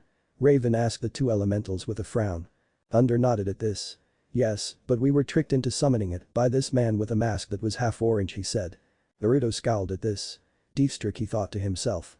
"Well, as long as you don't cause damage to the city, I'm sure we can let you guys off with a warning," Beast Boy said, looking at Naruto with a questioning look. Naruto nodded at this as he could tell the two brothers were sorry. He then took out two communicators. "Here, take these so we can keep in contact," he said, thinking these two would be good allies in the future. Thunder and Lightning nodded at this before they both left on a cloud. "Okay dude, what the heck was that orange aura thing?" Beast Boy asked as they all looked at Naruto. "Indeed. That was most surprising," friend Naruto Starfire said with a curious look. "Well, I never said I don't have powers," Naruto said with a shrug. Raven watched Naruto with a calculating look and could tell he was being cryptic on purpose. He doesn't feel like a half-demon," she thought with interest as they all headed back towards Jump City. Deathstroke and Ravager were in their base, watching footage of the fight between the Titans and the fire demon. "Interesting," Deathstroke said as he watched footage of Naruto attacking the fire demon. "Looks like Kitsukage has some secrets," Ravager said as she leaned against a wall. "I recall a similar aura to this on a creature that attacked Gotham a few years ago," Deathstroke said. "The one that the League had to show up and help with?" Ravager asked in interest. "Indeed, and they kept the details completely under wraps," Deathstroke said with his fingers pressed together. "Do you think it's the same?" Ravager asked him curiously. "It might be," Deathstroke said as he looked at footage of Naruto attacking the fire demon. "Just who or what are you, Kitsukage, and what other secrets are you hiding?" He thought to himself as he leaned forward slightly in his throne, looking at the frozen image of Naruto attacking the fire demon. A few days later. Naruto and his team were all in the park since it was a nice day. "Man, nothing is better than ribs," Cyborg said with a smile as he ate some ribs. "I think you mean tofu," Beast Boy said as he ate a tofu hot dog while leaning against a tree. Naruto rolled his eyes with a smile as he ate a burger with some fries. Starfire was drinking from a straw and smiling. Indeed. "Cyborg, this tangy drink is most wonderful," she said happily. Cyborg and Naruto looked at Starfire with bewildered looks. "Starfire, that's mustard," Terra said while eating a hot dog. "Is there more?" Starfire asked with a smile, happily nuzzling the bottle she had. Naruto chuckled at this and passed Starfire a fresh bottle of mustard, which she took with a squeal of happiness. Raven rolled her eyes at this as she sat in the shade of a tree, reading a book while levitating. She would occasionally take a sip of tea from her cup. "Hey Raven, are you sure you're not hungry?" Naruto asked as he looked at her. Raven looked at Naruto and normally she would tell him she's fine, but she saw and felt he was actually slightly worried and sighed. "I'll take a peanut butter sandwich," she said, hoping to put him at ease. Everyone but Naruto looked at this, surprised that Raven actually answered Naruto. Terra saw Naruto hand Raven a sandwich and saw that Raven flinched a little when Naruto touched her hand as he handed her the sandwich. Terra frowned a little at this as she hoped that Raven wasn't developing feelings for Naruto too. But she wasn't gonna make assumptions since Raven kept a lot to herself. After they all finished eating, Cyborg got up and picked up a football. Okay, who's up for a game? He asked with a smile while tossing the ball in the air a few times. I'm in, Naruto said with a smile as he got up. Let's do this. Beast Boy said with a smile. I'll play, Terra said with a shrug. I'll play too. I'm most interested in your Rift games, Starfire said with a large grin as she floated over. Raven watched this from under her tree and saw them look at her, waiting for her answer. I'll referee, she said.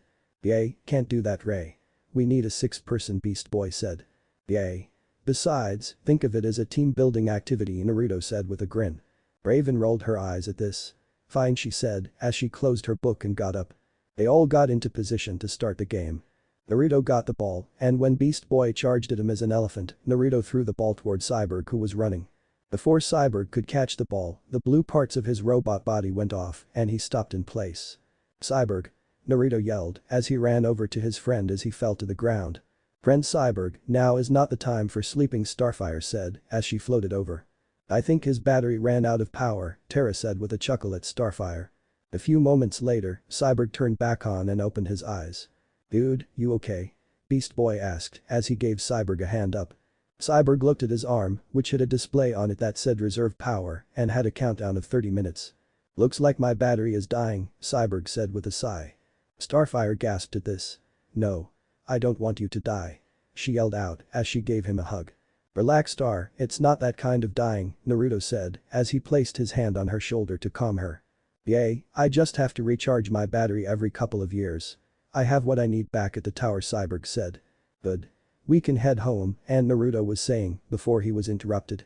No, I can do this. Just because I have to recharge doesn't mean your day has to be ruined, Cyborg said with a frown.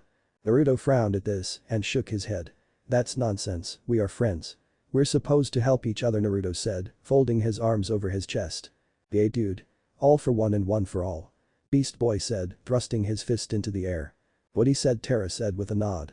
Cyborg sighed at this but looked at Naruto. Look, I appreciate that. But trust me, I can handle this on my own, he said. Naruto looked at Cyborg and saw he wasn't gonna budge on this, which caused him to sigh. Fine, but you head straight to the tower, he said. Cyborg nodded at this and fist bumped with Naruto before leaving. Surprised you decided to let him go, Terra said, knowing how Naruto was when friends needed help. Naruto nodded at this. Yeah, but I know that Cyborg can be sensitive about this kind of thing, he said. Please, what do you mean, friend Naruto? Starfire asked curiously. Naruto looked at Starfire and thought for a moment, trying to decide how to explain this to her. Well, Star, he wasn't born this way. See, he was in an accident that destroyed most of his body, Naruto said. Starfire's eyes widened at this information. And he was saved by technology? She asked. Exactly, Raven said, with a nod at her. Yay, I can see it's not easy being used to having a robot body, Terra said with a thoughtful look. Suddenly, the Titan's communicators went off. Naruto took out his communicator and looked at it before he frowned. Trouble? Terra asked him. Yay. Someone is robbing the jewelry store, Naruto said as he snapped shut his communicator. New villain? Beast Boy asked, wondering if this was a new encounter. Looks like some guy with a magician theme, so be careful, Naruto said as he knew that magic could be tricky. Beast Boy gave a grin.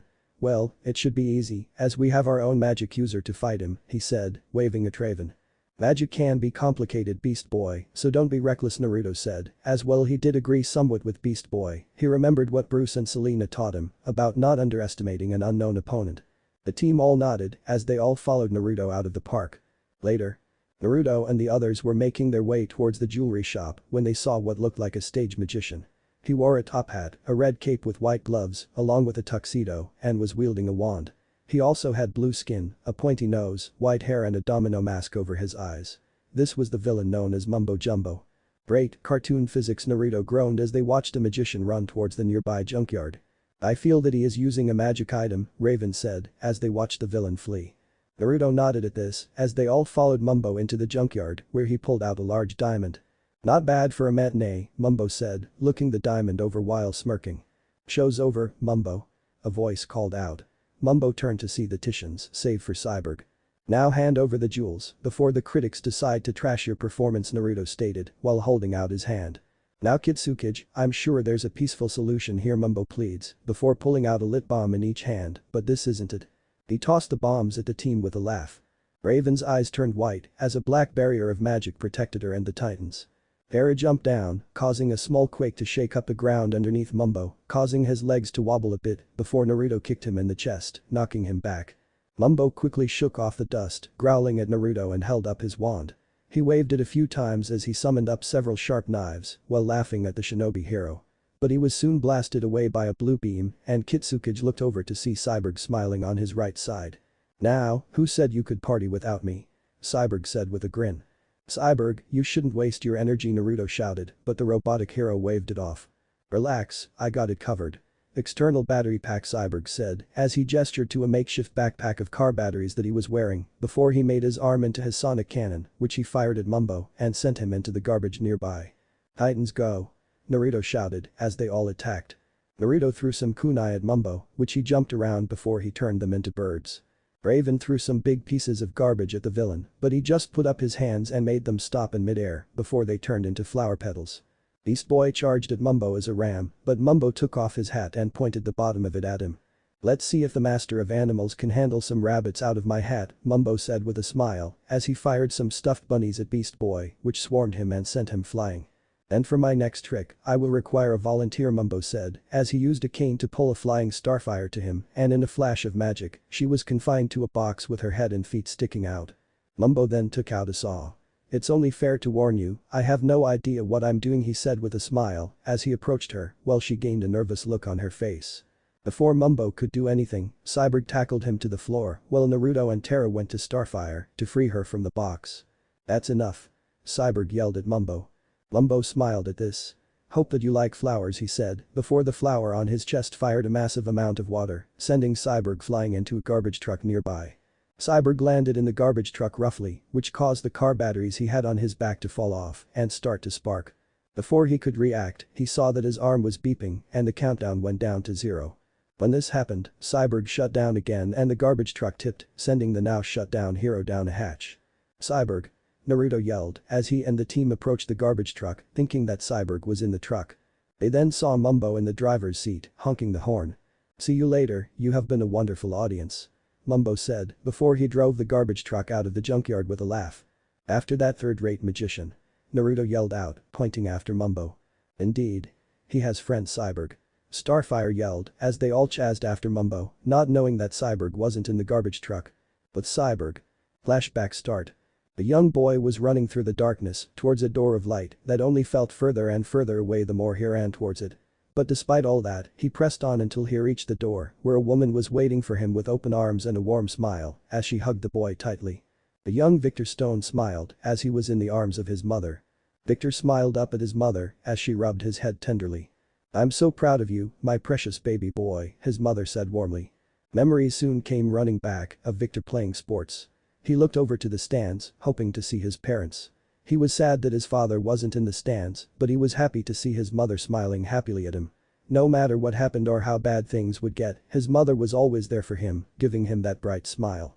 It rained hard as a teen Victor ran through the field, evading every tackle that came his way as he scored a winning touchdown, holding the ball up in victory as the crowd, with his mother, most of all cheering louder than ever. A sad smile fell over his face as he saw his father wasn't there for him. "Victor, I want you to promise me that no matter what happens to me, you'll always stay the same kind-hearted boy who will always do what's right," his mother said, rubbing his face. "I promise, Mom, I promise," Victor said, closing his eyes as he became Cyborg once again, with memories of his time with his friends, the laughs they shared, the fights they had, and the joy he felt surge through him. Flashback end. Cyborg soon woke up and saw a bright light, and when he got his bearings, he saw he was on a medical table. "Ah, you're awake. This is good," a voice said, which got Cyborg's attention. When he turned to look for the source of the voice, he saw a figure next to the medical table. This person had gray skin and blue eyes. He wore a black cloak and a black cap on his head with bits of silver on his clothing. "Who are you?" Cyborg asked the figure. "I am called Fixit," the figure said as he looked at his machines and parts. Cyborg looked at his wrist, which showed his diagnostics. "Wow, I'm at full power," he said in surprise. "Of course you are, I am Fixit. Things come to me broken and I fix them," Fixit said, not looking from his parts. "Well, thanks for the repairs, but I gotta go help my friends," Cyborg said as he got up off the table. Fixit stopped what he was doing and looked at Cyborg. "You cannot leave," he said as he approached him. "I can't?" Cyborg asked with a raised eyebrow. "You are not fully repaired yet," Fixit said. "I'm not." I feel great though, and my systems say I'm fine, Cyborg said. Your systems are flawed. I found many flaws, Fixit said. Cyborg looked at Fixit with a raised eyebrow, and before he could say anything, he remembered what Naruto told him before. Nobody knows your body better than you, so trust your instincts. Cyborg nodded at this, as he agreed with Naruto. Sorry, but I'm gonna follow my gut on this and just head home, he said, as he headed for the exit. Fixit frowned at this, as his robot's eyes started glowing red as they blocked his path. Cyborg frowned at this and made his arm turn into his sonic cannon. Don't make me hurt you. You seem like a good guy and I don't want to hurt you, he said. Your systems have human components, which are flawed. You must be repaired, Fixit said, as some of the robots advanced forward. Cyborg glared at Fixit hearing this. Not happening, he said, before he fired at the robots. But Naruto. Naruto and the rest of his team were chasing Mumbo across some rooftops. Starfire, Raven and Terra were trying to slow him down with their attacks, but he easily avoided them as he ran laughing. Your powers are nothing to the amazing Mumbo. The magician said with a laugh as he waved his wand to cast another spell. Naruto growled before he shot forward and snatched the wand from Mumbo. Hey! Mumbo yelled in surprise. Naruto snapped the wand in half. Show's over, he said.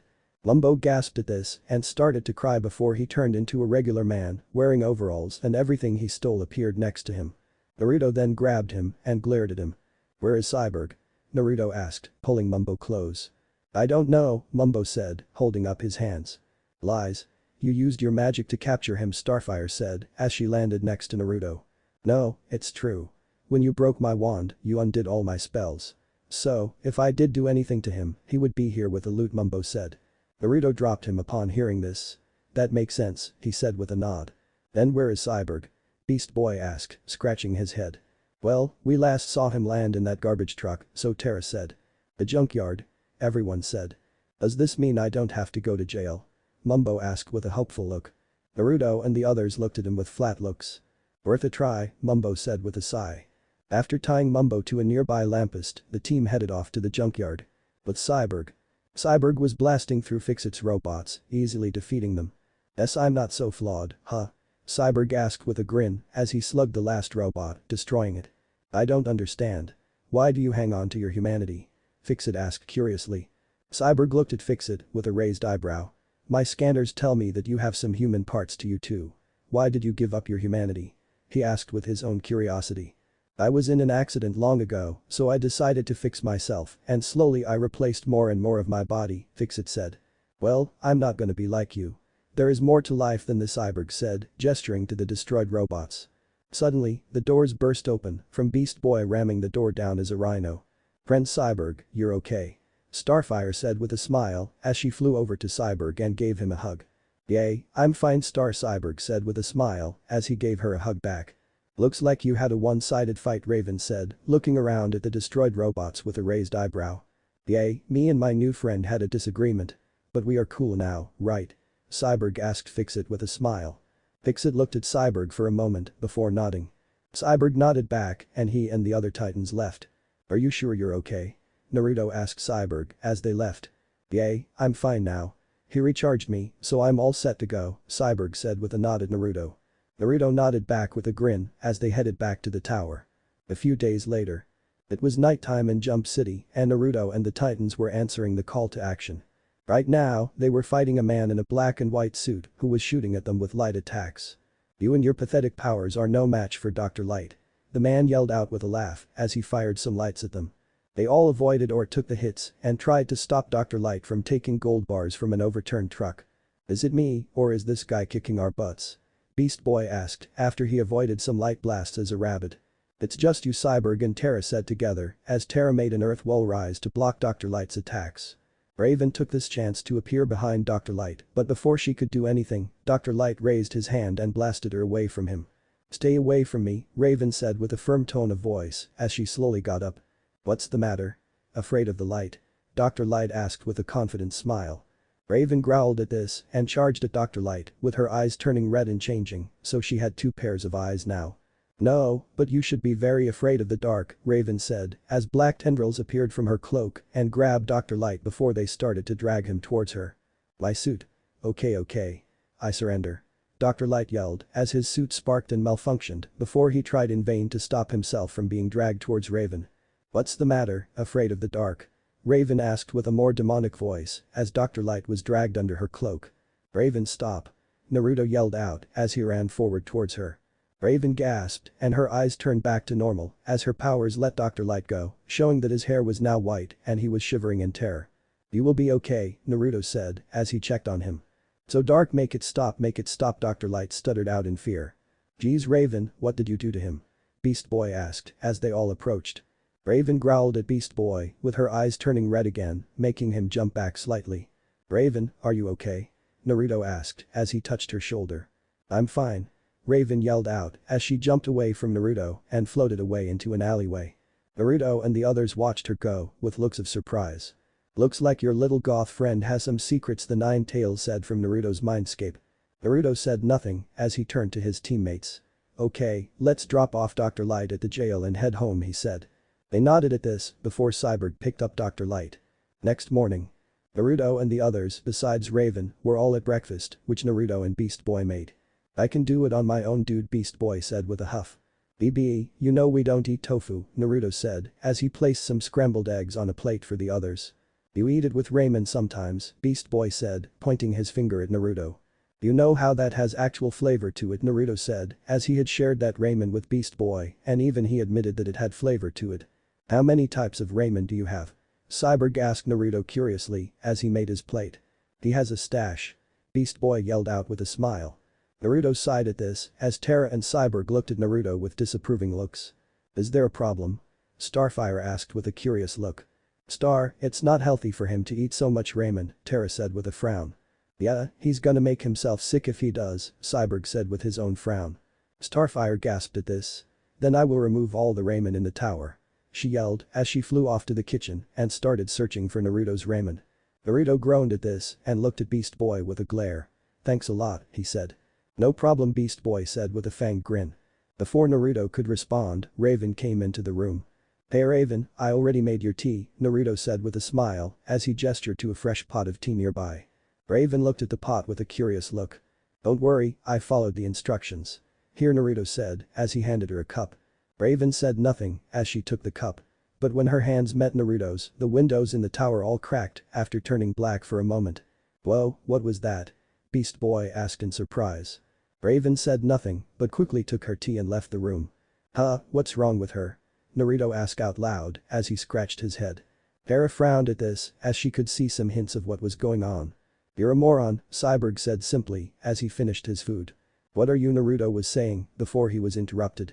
Found friend Naruto's stash. Starfire yelled, holding up a big economy pack of ramen. You won't take my precious. Naruto yelled as he grabbed the ramen and tried to take it from Starfire, but she held on with little effort, not budging. Did he just make a Lord of the Rings reference? Beast Boy asked with a raised eyebrow. Our leader people, Terra said with a sigh as they all watched Naruto try in vain to take the bulk of ramen from Starfire. Later.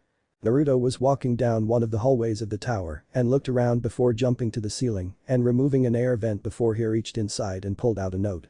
Sorry dude, Starfire made me sniff out all your hiding places. The note said, with the initials BB on it. Naruto frowned at this as he dropped to the floor. If I didn't know any better, I would think that alien thinks she's your wife, the Nine Tails said with a smirk. Naruto paused at this and blushed brightly but shook his head. I'm not that lucky, he thought to the demon fox as he continued to walk down the hall. He soon passed the door to Raven's room and stopped. Maybe I should check on her, he thought as he approached the door and knocked. After a few moments of silence, Naruto knocked again. Raven? Are you okay in there? Naruto asked before he opened the door to look inside the room. The room was dark and had all kinds of stuff that fitted Raven's dark personality. Naruto entered the room and looked around a little. He saw a few books laid on the floor and some on the bookshelves. He saw that she had books that were about magic, poetry and mystery. An item soon caught his eye and he took a closer look at it. Huh, who knew that girl was the type to care how she looks, the Nine Tails said as Naruto looked at a hand mirror. Naruto ignored this and looked at himself in the mirror. Suddenly, his reflection was replaced by what looked like two pairs of red eyes before a dark arm made of shadows reached out and grabbed Naruto. What the hell? Naruto yelled out before he was dragged inside the mirror before the mirror dropped to the floor. With Naruto. Naruto dropped to the floor and groaned as he got up. Ugh, talk about a bad trip, Naruto groaned as he got on his feet and dusted himself off. Naruto then looked around and saw that he was on a floating boulder that was connected to a path. "Where the heck am I?" he asked as he looked around. What Naruto didn't notice was a pink figure sneaking up on him. "Hi!" the figure yelled, surprising Naruto and making him jump. "Okay, who the hell?" Naruto yelled in surprise before he looked at the figure and saw that it looked like Raven, only she had a pink cloak on and was smiling brightly at him. "Raven?" Naruto asked with a raised eyebrow. "That's me." Raven yelled happily as she smiled at Naruto while giving him a thumbs up. "Well, at least you're okay. So, where are we and how do we get out of here?" Naruto said as he looked around wearily. "Just follow the path, it will lead you to the door out. But you don't want to go there not yet," Raven said. "Actually, I do need to get out of here," Naruto said as something was telling him that he should leave. Raven pouted cutely at this before she smiled at Naruto. "Okay then, I'll lead you to the door," she said with a happy grin. She then ran down the path but with her arms out while she made airplane noises. Naruto quirked an eyebrow at this but still followed after her. "Okay, so either she finally snapped or she's bipolar," the Nine-Tails said with a surprised look from Naruto's mindscape. Naruto ignored this as he followed Raven through an archway and when he did the area changed to a bright field of flowers. "Wow, this place is great," Naruto said with a smile as he loved nature. "Thanks. I worked really hard on this place," Raven said with a smile as she waved at Naruto from another archway. "This the way out?" Naruto asked as he approached her. "Yay, but you should be careful. What's coming up is boring," Raven said with a sigh. Naruto nodded at this and walked through the archway leading to a new area. "Great, more floating rocks and paths," Naruto said with a sigh. "Hey kid, she's gone," the Nine-Tails said. "Huh? She was just here." "Raven. Where did you go?" Naruto yelled out with his hands around his mouth. Suddenly, out of the corner of his eye he saw Raven, but this time she had a gray cloak on. "Raven?" Naruto asked, seeing that Raven now looked like she was nervous. Raven looked at Naruto and eeped before she hid behind a tree. The Nine-Tails chuckled lightly at this. "Reminds me of that Hyuga girl who always followed him," he thought to himself. "Hey, it's okay. I'm not gonna hurt you," Naruto said as he held up his hands in a peaceful manner. Raven peeked over her tree and looked at Naruto. "Hi," she said before she quickly hid again. "Hey Raven, where did you go? Did you want to change your cloak or something?" Naruto asked her. Raven shook her head at this and continued to hide. "Hey, it's okay. You don't need to be afraid of me. I'm your friend," he said with a small smile. Raven peeked from behind her tree again at Naruto. "Why you see me as a friend?" she asked nervously. "Of course I do. What kind of question is that?" Naruto asked. Sorry," Raven said before she hit herself again, thinking Naruto was mad at her as tears started to form in her eyes. "Hey now, no need to cry," Naruto said as he approached Raven. Raven hesitated and froze before Naruto grabbed her hand. "Come on, let's find this door out of here. You know the way, right?" Naruto asked her. Raven nodded at this and pointed at the path forward. "Cool, let's go," Naruto said with a smile as he dragged Raven off. Raven blushed at this but still held Naruto's hand tightly as he dragged her off. With Raven. Raven was meditating on the roof of the tower but stopped when she heard the door to the roof open. Raven turned to look at the doorway and saw it was Starfire dragging a massive bag out. But the bag was stuck in the doorway. "Star, what are you doing?" Raven asked flatly. Starfire looked over at Raven and gave her a smile. "Oh, Raven, I did not know you were up here," she said. Raven nodded at this and looked at the bag Starfire was trying to drag through the doorway. "What's with the bag?" she asked with a raised eyebrow. "This is friend Naruto's vile stash raiment collection," Starfire said as she glared at the bag. "What makes it vile?" Raven asked curiously. "Friend Terra and Cyborg said that it's unhealthy for Naruto to eat this all the time, so I'm getting rid of it," Starfire said as she started to pull on the bag, trying to get it through the doorway. Raven sighed at this. "Star, they may be right. But you can't just cut Naruto off from his favorite food," she said. "Cut off what?" Starfire asked curiously as she tilted her head in confusion. "It's a figure of speech. It means that you can't stop Naruto from eating his favorite food," Raven said with a sigh. "But it is the unhealthy for Naruto," Starfire said. "I agree, but maybe you should just limit what he can have so he can be both happy and healthy," Raven said. "That's a wonderful idea, friend Raven," Starfire said with a smile as she clapped her hands. Before Raven could respond, she started to laugh uncontrollably before she stopped and she tried to compose herself. Starfire looked at her curiously. Friend Raven, why did you laugh?" she asked her. Raven shook her head and looked at Starfire. "I'm fine, Starfire, but I have to go to my room. So just find a hiding space for all that for now," Raven said before she used her magic to sink into the floor and into the tower. With Naruto. Naruto and Raven were walking down a path and soon they approached what looked like the entrance to a maze. "This the way?" Naruto asked as he looked at the entrance. Raven nodded at this. "Yeah, but when you try to enter, you won't like me anymore," she said with a frown. Naruto frowned at this. "Hey, none of that now. There is nothing you could do to make me hate you," he said as he held Raven's hand to reassure her. Raven paused at this before she nodded at this. Naruto smiled and nodded back before he let Raven go and approached the labyrinth entrance. Suddenly, the two statues that were holding two blades each came to life and attacked him. Naruto jumped back quickly and pulled out a kunai to defend himself. "Any ideas to take these things out?" Naruto asked before he noticed that Raven was gone again. "You need to put a bell on that chick," the Nine Tails thought to Naruto. Naruto said nothing as he readied himself to fight when a blue figure jumped from behind him and attacked the twin statues. Naruto blinked as the figure sent the two statues flying, which turned out to be Raven, only now she was in a green cloak. "Come on, you losers. You can't be that weak." Raven yelled with a grin as she dodged around the statue swings with their swords. "Hey, save some for me, Ray." Naruto yelled as he ran forward while charging a Rasengan in his hand. Raven smiled at this and saw the second statue charging at Naruto from behind. She jumped forward and flew past Naruto and with a wave of her finger, she sliced the statue in half while Naruto slammed his Rasengan into the other statue, instantly destroying it. "Woo. That was fun." Raven yelled as she threw her arms in the air. Naruto put his kunai away and looked at Raven with a quirked eyebrow. "Okay, first you're happy, then timid and now you're like me. Who are you?" he asked. Raven stood in front of Naruto and two more of her appeared on her left and right sides, wearing a pink and gray cloak. "I'm Raven," all three said together. Naruto's eyes widened in surprise at this. "Now it makes sense," the Nine Tails said in realization. "Wanna explain it to me, cause I'm lost," Naruto thought to the Nine Tails. Each of these Ravens is a different emotion. First Happy Raven appeared, then Timid Raven, and now we have Brave Raven, the Demon Fox explained. Naruto's eyes widened at this. "I'm in her mind," he said out loud in realization. "Yes, and I want you out," a voice said as the real Raven appeared in front of Naruto. "That mirror was a portal into my mind, not a toy," she growled out, sounding annoyed. "Sorry, I was worried about you, and when I looked in your room, your mirror went all demon and dragged me in," Naruto said with a sheepish look. "Look, I use this place to sort out my emotions, and last night something got loose," Raven said. Naruto quirked an eyebrow at this. "Was it one of your negative emotions?" he asked, as that sounded the most likely. "Yes, but it's more complicated than that. So you need to leave while I deal with it," Raven said. "I'm not leaving you alone to fight something," Naruto said with a frown as he crossed his arms. They then heard a roar nearby and saw a giant red demon with two sets of eyes. "What is that?" Naruto asked as he could tell this thing was powerful.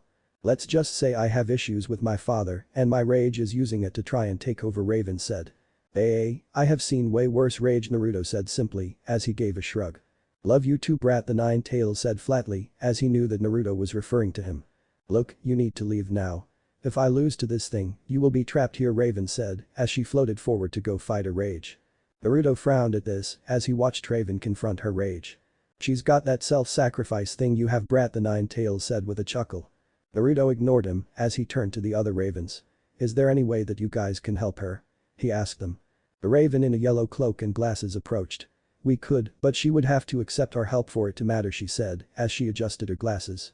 "I'm sure Raven will accept your help. After all, you're all on her side, right?" Naruto asked the gathered Ravens. "What kind of dumb question is that? Of course we are." Brave Raven said as she punched her palm with a smile. "Then get over there and help her," Naruto said with an encouraging smile, pointing at Raven who was blasting Rage Raven. "Let loose the dogs of war." Happy Raven yelled as she and the other Ravens flew towards Rage Raven. Raven's eyes widened at this as she saw her emotions try to help her fight back. "How did you convince them to help me?" Raven asked Naruto as he approached. "Simple, I asked them," Naruto said with a smile at Raven. "Fools. Rage can never be defeated." Rage Raven yelled as it fired a blast of energy from its eyes, sending the Ravens flying. "Any ideas?" Naruto asked as he and Raven hid behind a huge rock. If I fuse with my emotions, we may be able to win. But I need time," Raven said. Naruto smiled at this and nodded. "Leave it to me," he said as he jumped onto the rock they were hiding behind. Rage Raven glared at Naruto and looked down at him. "You will fall like the rest." It yelled at him. Naruto made a cross-hand sign and smiled before in a puff of smoke he made an army of shadow clones appear. "Wow," Raven said as she and her emotions looked at the army of Naruto's. At moving ravens, these guys won't last long. And I have a limit to how many I can make before I pass out, Naruto said as he and his army charged at Rage Raven. Raven nodded at this as she turned to her emotions, who gathered around her. Raven soon closed her eyes, along with her emotions, as they all started to spin around her and soon they all clashed together into a bright light. Meanwhile, Naruto and his clones were attacking Rage Raven. All together, Naruto yelled as he and his clones all made Rasengans and jumped up at Rage Raven. Rasengan Barrage. All the Narutos yelled as they all slammed their attacks into Rage Raven, who gave a yell of pain while stumbling back slightly. "You will never defeat me." Rage Raven yelled out. Suddenly behind Rage Raven, a shadowy figure appeared. And when the shadow fully formed, it was revealed to be Raven, but in a white cloak and now the same size as Rage Raven. Naruto smiled at this as he watched as Raven and Rage Raven started to fight. "And I thought she had a big ass before," the Nine Tails said, before cackling loudly. Naruto just face-palmed at this. "Oh, like you don't check her out," the Nine Tails yelled. Naruto blushed at this, but shook his head. "I live with 3 beautiful girls, so sue me for looking," he thought to the demon fox. "So you do find them attractive," the Nine Tails said, with a smirk of triumph at getting Naruto to admit it. Naruto groaned at this as Raven and Rage Raven attacked each other and got into a beam struggle. "Go back where you belong," Raven yelled as she pushed the beam towards Rage Raven. Rage Raven yelled out as it was engulfed and in a bright light it was transformed into a raven with a red cloak and 2 pairs of glowing red eyes. Raven looked down at her Rage and soon her remaining emotion transformed into red energy and flew into her, causing her cloak to turn back to blue and her body to shrink down to normal. "I got you," Naruto said as he was behind her and caught her, so she stayed on her feet. "Thanks friend," Raven said with a smile. "Huh? I thought we were already friends," Naruto said, tilting his head to the side slightly. Raven's smile got slightly bigger at this and she nodded at Naruto. "Let's get out of here," she said as she led Naruto to an archway. "Good, cause I'm hungry," he said as he followed Raven while rubbing his stomach. "Oh yay, I convinced Starfire to let you have ramen. But you're limited to 3 bowls a day," Raven said as they entered the archway. Naruto pouted slightly at this as 3 bowls was like a snack for him. Raven's room. In a flash of light, Naruto and Raven appeared in her room. Naruto picked up the mirror from the floor and handed it to Raven. "I would lock that thing up if it's so important," he said. "Well, you did enter my room without asking," Raven said flatly as she took the mirror from him. "Hey, I was worried about you. Sue me for caring about my friend so much. For all I knew, you were sick and needed help," Naruto said as he left her room. Raven paused at this and blushed slightly at this before she put her mirror down on her table and followed after Naruto, not seeing a violet light flash in her mirror, signifying that a new emotion arrived in her mind. Later. Cyborg was in his room, playing Tekken 7 when he suddenly heard his communicator ringing. "Hello?" Cyborg answered. "Hey Cyborg, what are you doing?" a gravelly voice asked. "Nothin', just laying back playing a game," Cyborg said, putting the phone on his shoulder while pressing his ear to it. "Are you all alone?" the voice asked. Before Cyborg could reply, Beast Boy jumped into the room screaming. "Wazoo-oop!" Beast Boy shouted with a crazy grin. "Wazoo-oop!" Cyborg shouted back with his own crazy grin. "What the? Who's that?" the voice asked. "Yo BB, pick up your communicator," Cyborg said with a smile. Beast Boy shrugged before picking up his communicator. "Wazzup!" he yelled into it. "Wazzup!" Cyborg shouted again. "Wazzup!" the voice shouted, changing his voice revealing it was Naruto. "Oop!" the shouting echoing throughout the entire tower. "Bazoop!" They continued shouting till suddenly the door to the room was kicked open by the none other than a pissed-off red-eyed Raven, grinding her teeth in rage. "Sigh, Beast Boy. You guys okay? Huh, what's that noise?" "Our Raven hey me and the guys were just no Raven calm down no. Naruto screamed as the sounds of furniture being tossed around rung over the communicator. Minutes later, in the common room. Naruto, Cyborg and Beast Boy were all in the common room with lumps on their heads, a black eye each and a few missing teeth. "Party pooper," Beast Boy said, pouting at Raven who was drinking tea like nothing had happened. "Yay, we were bonding as bros," Cyborg said as he held a piece of meat to his human eye. "Being idiots is not bonding," Raven said simply as she drank her tea. Starfire then came into the room with Terra behind her. "Basoop!" Starfire yelled with a bright smile. Raven's eyebrow twitched at this as Naruto, Beast Boy, Cyborg and Terra laughed. Titan's Tower, a few days later. Naruto and Terra were walking through the hallway and saw Beast Boy and Cyborg dragging in a big wooden crate. "What's up guys?" Terra asked curiously upon seeing the crate. No idea, we found this thing outside the tower, Cyborg said with a shrug. Yay, and it's addressed to us, Beast Boy said, pointing out the label that said Titan's Tower. No return address? Naruto asked with a curious look at the crate. I smell a trap, the nine-tailed fox commented. Oh, just shut up already, Naruto thought to the demon fox. Well, if it's addressed to all of us, we should find Starfire and Raven before we open it, Terra said. Naruto nodded at this as he and Cyborg worked together to move the crate. They soon made it to the common room where Starfire and Raven were. Naruto saw that Raven was meditating while Starfire was floating behind her. Friends. I'm most happy to see you. It was lonely, Starfire said with a large grin. What's with the crate? Raven asked flatly after she got up. I think it's a present from a fan of ours, Naruto said with a shrug. Is this like that fan mail from the evil fangirls that Terra burned on the roof? Starfire asked curiously. Wait, Terra did what? Naruto asked in surprise. Nothing. Terra said quickly. Cyborg and Beast Boy giggled at this as they had evil smiles as they looked at Terra, who blushed and hid her face with her hair. Let's get this open and see what's inside, Naruto said as he pulled out a kunai and used it to try and pry open the lid. Soon enough, he had the lid free and opened the crate.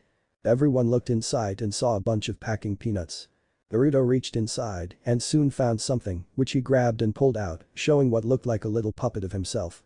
The others looked inside the crate and saw that there was a puppet version of each of them. Interesting, Raven said flatly as she looked at the puppet version of herself. Pretty good attention to detail, Terra said, noticing that her own puppet even had her equipment pouch that she liked to wear. Are you kidding? I'm way more handsome than this, Beast Boy said, looking at his puppet with a frown. Cool, mine actually has an electronic eye, Cyborg said with a smile as he switched it on. Starfire giggled at her puppet. I have never seen such a device before, she said. Naruto nodded at this as he looked at his own puppet. You want to play with them a little? He asked her. Oh, that would be most joyous, Starfire said with a grin. She then turned to Raven and Terra and asked, would you two like to join us? Knock yourself out, Raven said as she tossed hers over before walking off. Terra shrugged at this. Sure, I'm game, she said as she walked over. Later that night. Naruto was sleeping but was having trouble as he was having a nightmare. Naruto heard what sounded like manic laughter and a roar of a demon before he woke up in a cold sweat and panting. Kid, you need to get over that incident, the Nine-Tails said with a sigh as he saw what Naruto was dreaming of. Naruto said nothing as he got up and tried to focus on something else. He then got up and headed out of his room. He then heard movement behind him and turned around quickly and saw Starfire and Raven. Friend Naruto. Starfire said with a smile. Why are you two up? Naruto asked them curiously. I could ask you the same thing, Raven said with a raised eyebrow at Naruto. I'm fine. So what's up? Naruto said quickly, waving his hand in the air. We heard some noises and wanted to see if we had an intruder, Starfire said. They then saw some glowing eyes down in the hallway. Starfire, a light, Naruto said quickly, sensing that something was wrong. Starfire made a starbolt in her hand and made a bright light which showed it was Beast Boy and Cyborg at the end of the hall, but their eyes were glowing green and their faces were emotionless. Before Naruto could respond, he was slammed into a wall by a wall of earth from below and was then restrained by some earth. Terra then approached, with her eyes also glowing green. Friends, why do you attack us with the creepy eyes? Starfire asked as she dodged a swipe from Beast Boy, who was in a tiger form. Before Raven could respond, she was grabbed from behind by Cyborg along with Starfire and held tightly so that they couldn't get loose. The small puppet then approached. He had a king's crown on his head and wore king-like clothing while holding a controller of some sort. Who are you? Starfire asked him as Cyborg held her and Raven in place while Terra had Naruto bound with some earth. I am the Puppet King and soon I will have all the Titans' bodies under my control, the Puppet King said as he held up the toy puppets of Terra, Beast Boy and Cyborg. Let us go, you Woden freak. Terra's voice said from her puppet. Yay, this Chucky Soul stuff is creepy. Beast Boy's puppet said in agreement. Yay, fight fair. Cyborg's puppet yelled out. Let them go, you freak. Naruto growled out as he finally focused. Be silent. You won't have any say in anything soon, the Puppet King said as he held up what looked like a puppet controller that glowed as a colored aura appeared around Naruto, Raven and Starfire. Raven groaned as she felt some powerful magic from this puppet. Azarath Metrian Zinthos she chanted, which made her powers go off and sent the Puppet King and his puppets flying from them. The two now free girls groaned slightly before they both grabbed Naruto and they ran off. After them. The Puppet King yelled to his puppets, who all took off after them. In the city. Starfire and Raven were hiding in an alleyway with an unconscious Naruto laid between them. This is most horrible. Our friends are being controlled by an evil toy. Starfire yelled from Raven's body. Starfire? Raven asked from Starfire's body with wide eyes. Raven? Starfire asked from Raven's body before a car nearby exploded. Oh, this is just great, Raven groaned as she looked at her now orange skin. What is going on? Starfire yelled in a panic as more things nearby exploded. I think my magic made us switch bodies when that freak tried to take control of us, Raven said. What about friend Naruto? Starfire asked as she looked at Naruto's prone form. We should wake him up to see if there is any change, Raven said. Starfire nodded at this and tapped Naruto's shoulder. Wake up, friend Naruto. We are in the biggest of trouble, she said. Naruto groaned and woke up, showing he had red eyes instead of his normal blue. Will you let me sleep, damn it? He said in a deeper and gruffer voice as he sat up. Naruto? Raven asked curiously. Naruto blinked at this and looked around, then at his hands before he slowly smiled and started to cackle. Oh, this is hilarious. That little freak gave me control of that brat's body. Naruto yelled out as he laughed. While the Nine Tails controls Naruto's body, we'll refer to him as Naruto. Friend Naruto, are you not feeling well? Starfire asked him. Naruto looked at Starfire and laughed. Oh great. He switched you two around too, huh? He asked. Yes indeed. That evil toy switched me and Raven's bodies, Starfire said with a frown while crossing her arms as a trash can nearby exploded. Well, at least the only difference with you two is the alien now has the bigger ass and the goth now has the bigger rack, Naruto said with a laugh. Raven stopped at this and blushed at this before she scowled. Okay, who the hell are you? She asked Naruto with a glare. Piece of advice, you're not intimidating in the alien's body, Naruto said with a smirk. He's not Naruto? Starfire asked curiously. You might call me Naruto's tenant and that wooden freak had us switch places, Naruto said. Raven frowned at this as she folded her arms. Can he hear us? She asked. Oh sure. He hasn't stopped screaming about how my cell sucks and he hates the sower, Naruto said with a snicker. Starfire gasped at this and glared at Naruto. You will free him, now. She yelled in Naruto's face, causing many things to get destroyed. Okay, two things. 1. You're not suited to make threats if you want to be taken seriously. And 2. I have no control over this. Blame the wooden freak, Naruto said. Who are you anyway? Raven asked with a glare. I don't exactly give out my name to anyone. Heck, the brat doesn't even know it, Naruto said as he picked at his ear, looking bored. Well, I'm not calling you Naruto, Raven said, with a hard look. Me neither. You're not friend Naruto. Starfire yelled out, causing a traffic light to explode. Whatever, Naruto said with a shrug before he spotted a green eagle in the air and scowled. Looks like your friends found us, he said as he stood up. Raven and Starfire looked in the direction he was looking and saw the green eagle flying towards them. Naruto grabbed Starfire and Raven and ran towards the alleyway but was blocked by a raising wall of earth. Naruto growled at this and looked around and saw a sower grate, then smirked as Cyborg and Terra dropped down, followed by Beast Boy in a tiger form. Naruto raised his hands and fired some red energy at the three attacking titans. The energy turned into what looked like goop and covered the three possessed titans, binding them to the floor. What was that? Raven asked in surprise. Talk later, escape now, emo, Naruto said as he fired another energy attack from his palm at the three possessed titans, which made red binding tape which covered their eyes. Naruto then opened the sower grate and threw both Starfire and Raven down into the sower and quickly followed after them. Okay, now what the heck was that? Raven asked as Naruto led them through the sower. Indeed. Did you use some evil powers to bind our friends? Starfire asked Naruto with an untrusting look. Naruto scoffed at this. No, you idiot. I used the gadgets in this stupid suit of the brats. Thank Kami that bat freak made it so this thing is powered by chakra, he grumbled out. Tarka? Raven asked, surprised. What, the brat didn't tell you? Naruto asked with a smirk. It would seem friend Naruto doesn't tell us a lot, Starfire said with a frown. Well, duh. That kid's been through hell since he was a kid. Of course he keeps secrets, Naruto said. Oh, and I'm sure you had nothing to do with it, Raven said with a glare at Naruto. Naruto paused at this and chuckled. You're too smart for your own good, witch, he said before they continued walking. This is not helping. We need to find a way to help the others, Starfire said with a frown. That's impossible, Sunshine. You two don't know each other's powers and I'm limited to the brat's chakra and not my own, since the brat can't give me access to my chakra since he has no idea how, Naruto said with an unhappy look. Then we should try and explain each other's powers, Raven said with a sigh as she knew this would require her actually telling Starfire about herself, which normally she wouldn't do, but this was a desperate situation. Starfire nodded in agreement as they both sat down on the ground. Good. Now, while you two talk, I'll meditate and touch bases with the brat, Naruto said. Naruto meditates? Raven asked curiously. Plan a date later, emo, Naruto said with a scoff as he sat down on the cement and started to meditate. Raven blushed at what he said before looking away. Naruto's mindscape. The Nine-Tails smirked as he looked at the cage that represented the seal and saw Naruto in it. Not so fun on the other side, huh? The Nine-Tails asked with a large grin. Naruto rolled his eyes at this. Yay, well, don't get too used to it, he said as he crossed his arms. The Nine-Tails smirked at this. Oh? And what makes you think I'll help fix this? He asked. Naruto held up 3 fingers.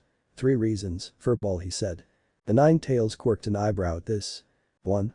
You have no access to your chakra like this, Naruto said. The Nine-Tails scowled at this. 2. You would be stuck as a human forever, and we both know you hate humans, Naruto said. The Nine-Tails growled at this. Oh, and 3. If you don't help fix this, I swear that I'll annoy you forever.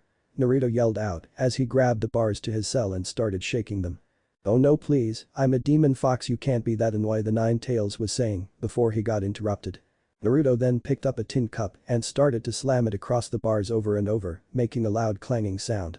I know a song that'll get on your nerves, get on your nerves.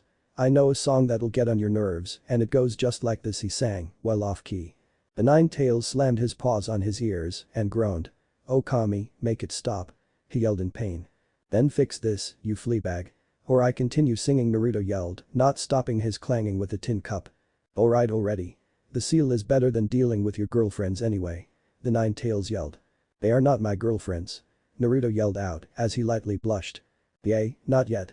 I give it about, say 6 months tops, the Nine-Tails said before he disappeared. Naruto blushed at this as he tried to ignore what the demon fox said.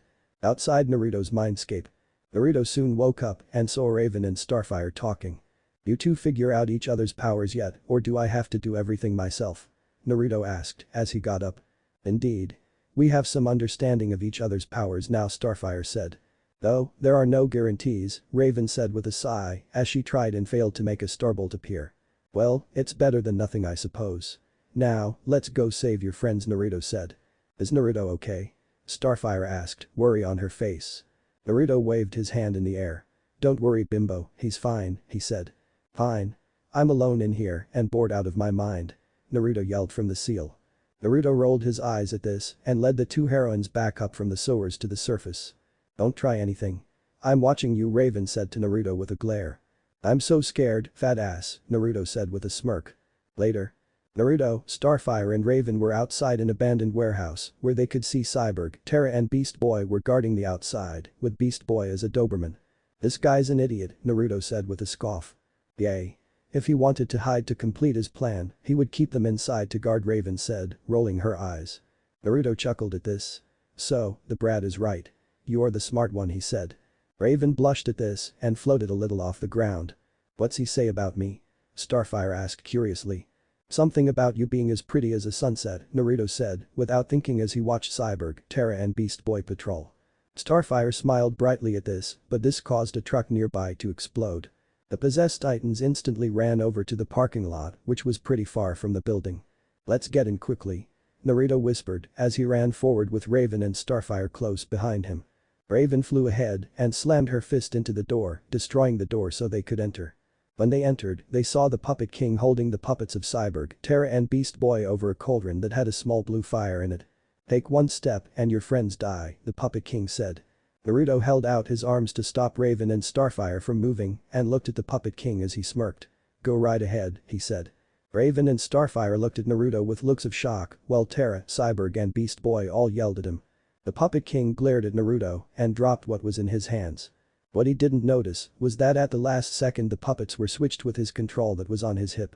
The control fell into the fire and exploded in a burst of magic, which sent the Puppet King flying back. No. How? The Puppet King yelled out.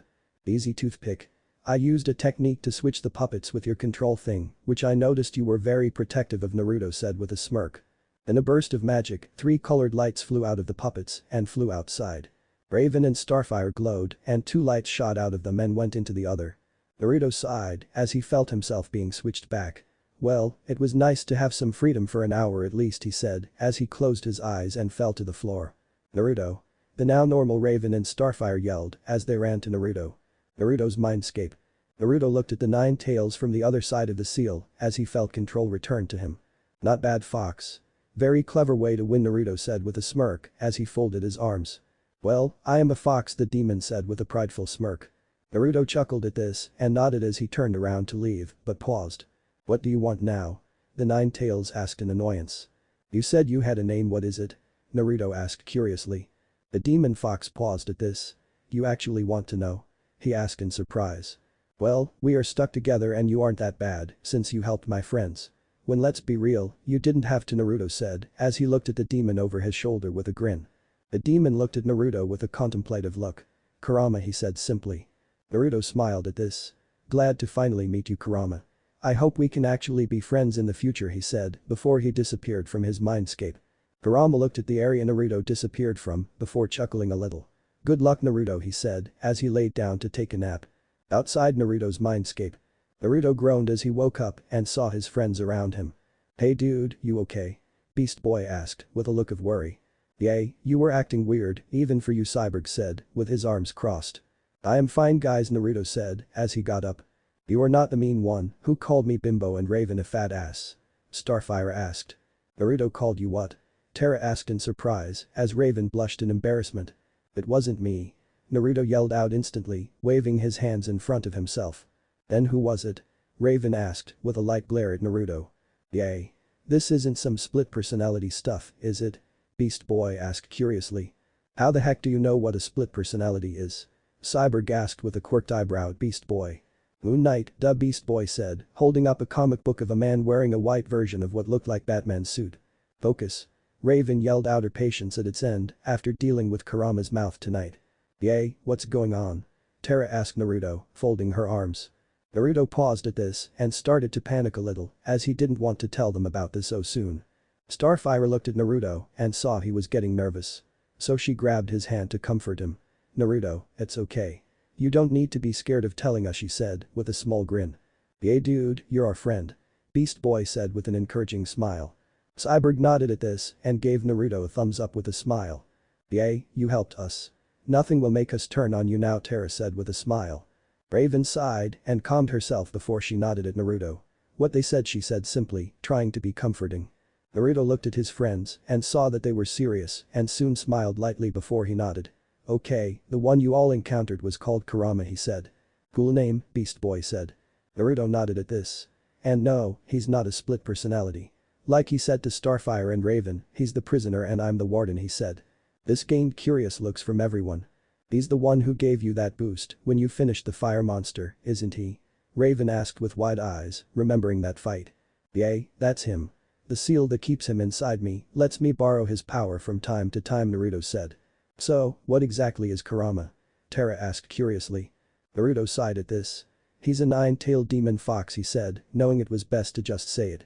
Raven's eyes widened even more at this. Wait, the 9-tailed demon fox from folklore? She asked. Kinda. He's not exactly some yokai who are only known for tricks, Naruto said with a shrug. Yay, I got that from his mouth, Raven grumbled out as she crossed her arms. So, you're possessed by a demon? Starfire asked with wide eyes. Everyone groaned at this, with some face palming. I told you that Exorcist movie was a stupid idea, Cyborg said to Beast Boy. Beast Boy chuckled sheepishly at this as he rubbed the back of his head. No Star, I'm not possessed. He can't control me, as the worst that happens is he makes stupid comments sometimes, Naruto said with a smile, trying to comfort his alien friend. Love you too, brat, Kurama said with a snicker from Naruto's mindscape. Enough from the peanut gallery, Naruto thought to Kurama before looking at his friends. Okay everyone, let's head home. We've had a rough night, he said to his team. They all nodded in agreement at this and followed Naruto as they headed back to the tower. A few days later. Naruto and the others were outside the tower at the beach. They had seen off a new ally that they made by the name of Aqualid after helping him defeat an enemy of his called Trident. I'm still surprised you were able to work with him to stop the Trident guy without letting your ego get in the way, Cyborg said to Beast Boy. What can I say, maybe I'm growing up, Beast Boy said with a smile as he shrugged his shoulders. There's the ego again, Raven said flatly. Oh, let him have this, Ray. He did help stop a big villain, Naruto said with a smile. Suddenly their communicators went off. What's the situation this time? Terra asked as Naruto took out his communicator. Looks like Wayne Tech is being robbed. Something tripped the alarm, Naruto said as he closed his communicator. His team nodded and were ready to go and followed Naruto. Remind me to make a land vehicle, Cyborg said. What about a flying one? Beast Boy asked. Why not do one that can do both? Terra asked with a shrug. I'll order the parts from Bats, Naruto said as they left the beach. Bats? Ha. Beast Boy said as he laughed at this. Wayne Tech. Inside a big vault, a single computer chip floated on a pedestal and a group of robots approached it. But before one could take it, a red spiral struck it, making it back off.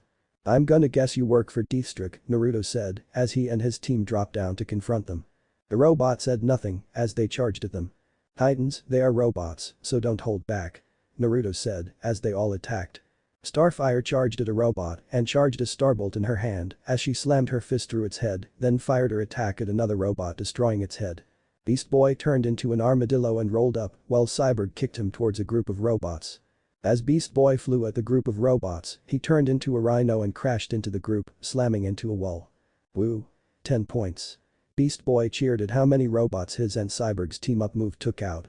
Cyborg smiled at this as he fired his sonic cannon at a robot, dropping down at him from behind, sending it into a wall. Raven and Terra were back to back and they both attacked the robots with a barrage of earth and equipment nearby, thanks to Raven's magic. Naruto was using his kunai to cut through some robots and saw one grab the chip and take off. Hey! Naruto yelled upon seeing this. The robot flew off with its jet boots. But before it could get far, its head exploded from a gunshot. What the? Naruto asked in surprise, seeing the robot fall to the ground. Betting sloppy kid, a voice said, getting their attention. They saw an older man up in the rafters with a sniper rifle aimed at where the robot was. He had a red helmet that covered his entire head, while he wore a dark brown jacket over a bulletproof vest with blue trousers and black combat boots. He also had a utility belt around his waist and 2 pistols holstered on either side. Anti-hero alert.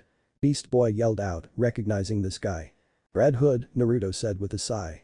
Relax kiddos, I'm on your side, Red Hood said as he jumped down to greet them while putting the sniper rifle over his back. Their body count doesn't exactly give us confidence, Cyborg said with a frown. Smart, but if you paid attention, I only off criminals.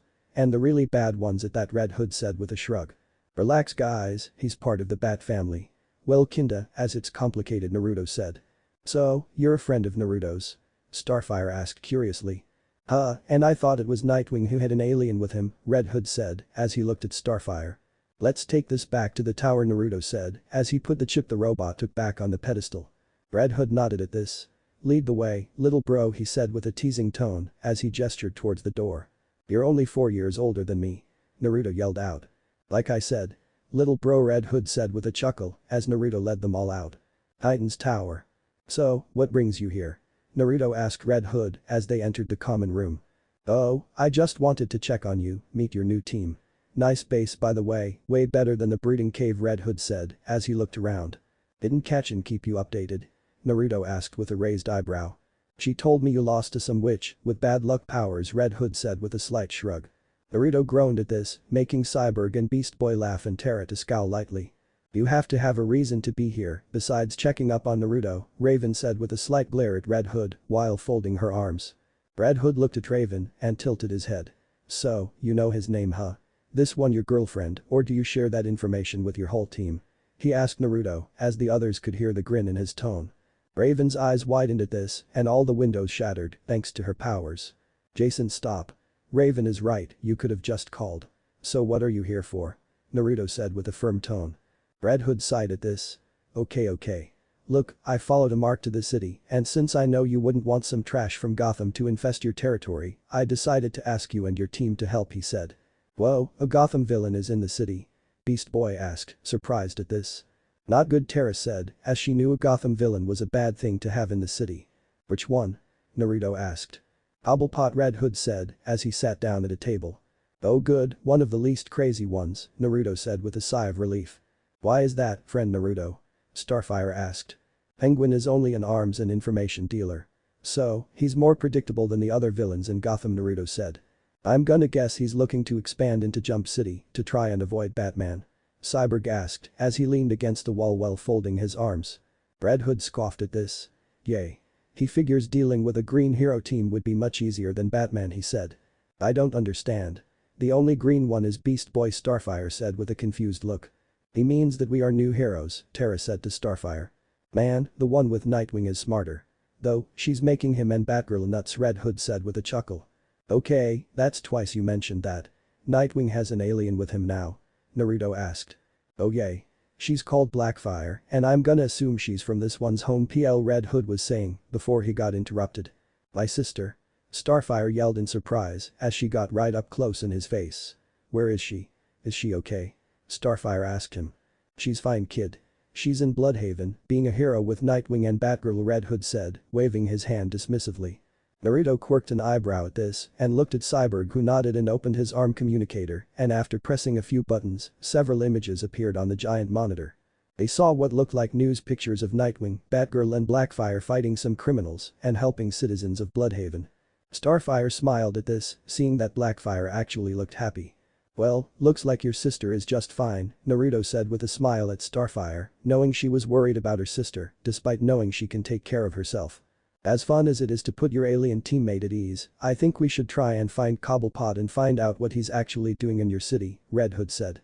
Naruto nodded in agreement at this before he looked at Red Hood with a firm look. We can head out into the city right now, but I want to be clear on something first. This is my city, and you're not gonna be killing anyone while you're here. Got that? He said with a slight glare. The rest of the team nodded at this as they agreed with this. Red Hood nodded at this. That's fine by me. Cobblepot is good to keep around for his information anyway, so don't worry. Now, stop imitating the old man, kid. You're not suited to act like him, Red Hood said. Naruto nodded at this and turned to his team. Okay everyone, we are gonna split up into teams and patrol the city for Cobblepot Aka the Penguin, he said as Cyborg made an image appear on the screen of a short older man. He had a thinning head of receding black hair, well short in stature and hefty in weight, with a beak-like nose. He was wearing a custom brown coat with a collar that was lined with white fur over a silk button-up shirt, along with black gloves, pants and shoes. He was smoking a cigar and carrying an umbrella, with the handle looking like a bird's head. Ugh, and I thought Plasmus was ugly, Beast Boy said with a cringe. Yay, I think he's even shorter than you, Cyborg said with a smirk. Don't let the looks fool you. He's got a temper and will shoot to kill. So if you find a lead on him, you call in the rest of the team, Naruto said with a firm tone to show there was no negotiations with this. Everyone nodded at this as they all split up and headed out of the tower. Naruto was teamed up with Red Hood while Starfire, Raven and Terra were a team, with Beast Boy and Cyborg being the third team. Later in the city, Naruto and Red Hood were making their way across the rooftops as they searched for any leads on the Penguin. I gotta say, you have a pretty competent team, Red Hood said, making conversion. Yay. I train with them all the time, so they work well together and get better with their powers, Naruto said with a nod. Red Hood nodded at this in approval. So you dating any of those girls on your team? He asked with a teasing tone. Naruto groaned at this and ignored his big brother figure as they leapt over rooftops. Ah, so Selena's theory of you being into that thief and wanting to redeem her is true? Red Hood asked in a tone where you could tell he was smiling behind his mask. I'm ignoring you. Naruto said flatly, not enjoying this at all, as Red Hood laughed. Soon, Naruto's communicator went off and he and Red Hood stopped. What's up? Naruto asked as he answered his communicator. I think we have a lead, Cyborg said. Yay, we spotted some goons with penguin masks re-entering a warehouse at the docks, Beast Boy said. Is there any confirmation he's there? Naruto asked. No, but my thermal scans show a big group is in there, waiting for something to happen, Cyborg said. On our way. Stay put and observe them from afar, Naruto said before he cut communications and called the others. Later at the docks. Naruto and Red Hood arrived on a rooftop where the rest of the team were waiting, across the way from a warehouse where they could see a group of people with guns on the roof of the warehouse. Any sign of movement? Naruto asked as he and Red Hood approached. Some figures entered from the back door a few minutes ago. So I think old Hook-Nose is making a deal with someone, Beast Boy said, grinning at what he called Penguin. So, what's the plan? Terra asked Naruto. We take out the men on the roof and then observe who is there, making a deal with Cobblepot, Naruto said. Sounds good to me, Red Hood said as he took out some pistols and gave them a look over. Those better be non-lethal, Raven said with a glare. Don't get your leotard in a twist, they are non-lethal, Red Hood said as he undid the clip to his pistols to show that they were tranquilizers and not bullets. Raven glared at Red Hood at this but said nothing as they all made their way stealthily to the warehouse. How do we take out their guns? Terra whispered to Naruto as they all made their way. I'm on it, Red Hood said as he pulled out what looked like a mini grenade launcher and fired it at the group of goons. The item he fired landed near the group and looked like a metallic ball. And when it landed in the group of goons, it opened up and let out a high-pitched screech, which caused the blasters they were holding to malfunction and start to spark. What the hell? One of the goons said before Naruto dropped down on him, causing him to get knocked out. The rest of the Titans and Red Hood soon attacked and in a few moments the goons were all subdued. Geez, these things are high-tech blasters. They could take out an armored tank easily with these, Cyborg said as he scanned one of the blasters. Which is why I disabled them, though the EMP grenade only works for a few moments, Red Hood said. Whoever Bird Boy is meeting with is probably looking to buy them, Terra said with a frown as she crossed her arms. Okay everyone, we are going in. But keep to stealth mode, just like we practiced, Naruto said. That's double for you, Elf, Red Hood said, looking at Beast Boy, who he could already tell was most likely to blow this. I'll stay as a mouse, so relax, Red Riding Hood, Beast Boy said with a grin. Red Hood scoffed at this. Don't compare me to that childish fairy tale, he said with a huff as he crossed his arms. Naruto snickered at this as he fist bumped with a smirking Beast Boy as that was a good one. Inside. Naruto and Red Hood were in the rafters of the warehouse while the others were taking different corners of the warehouse just in case when things went bad they could block any escape attempts. They saw that Penguin was sitting on a wooden crate as he waited and didn't look happy.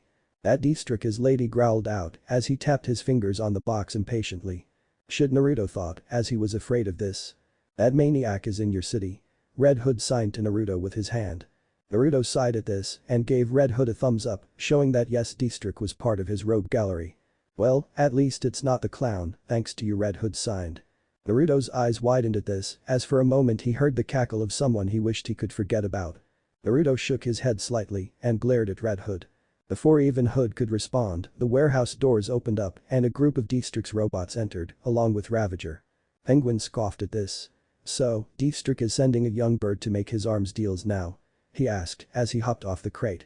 Ravager unsheathed her sword and pointed it at one of Penguin's goons with a hard glare. Don't test me, or I'll leave your lackeys in pieces for you to clean up, you fat flightless bird, she said. Penguin chuckled at this. It seems old District has you trained right at least, so let's deal, he said as he clapped his hands together before rubbing them.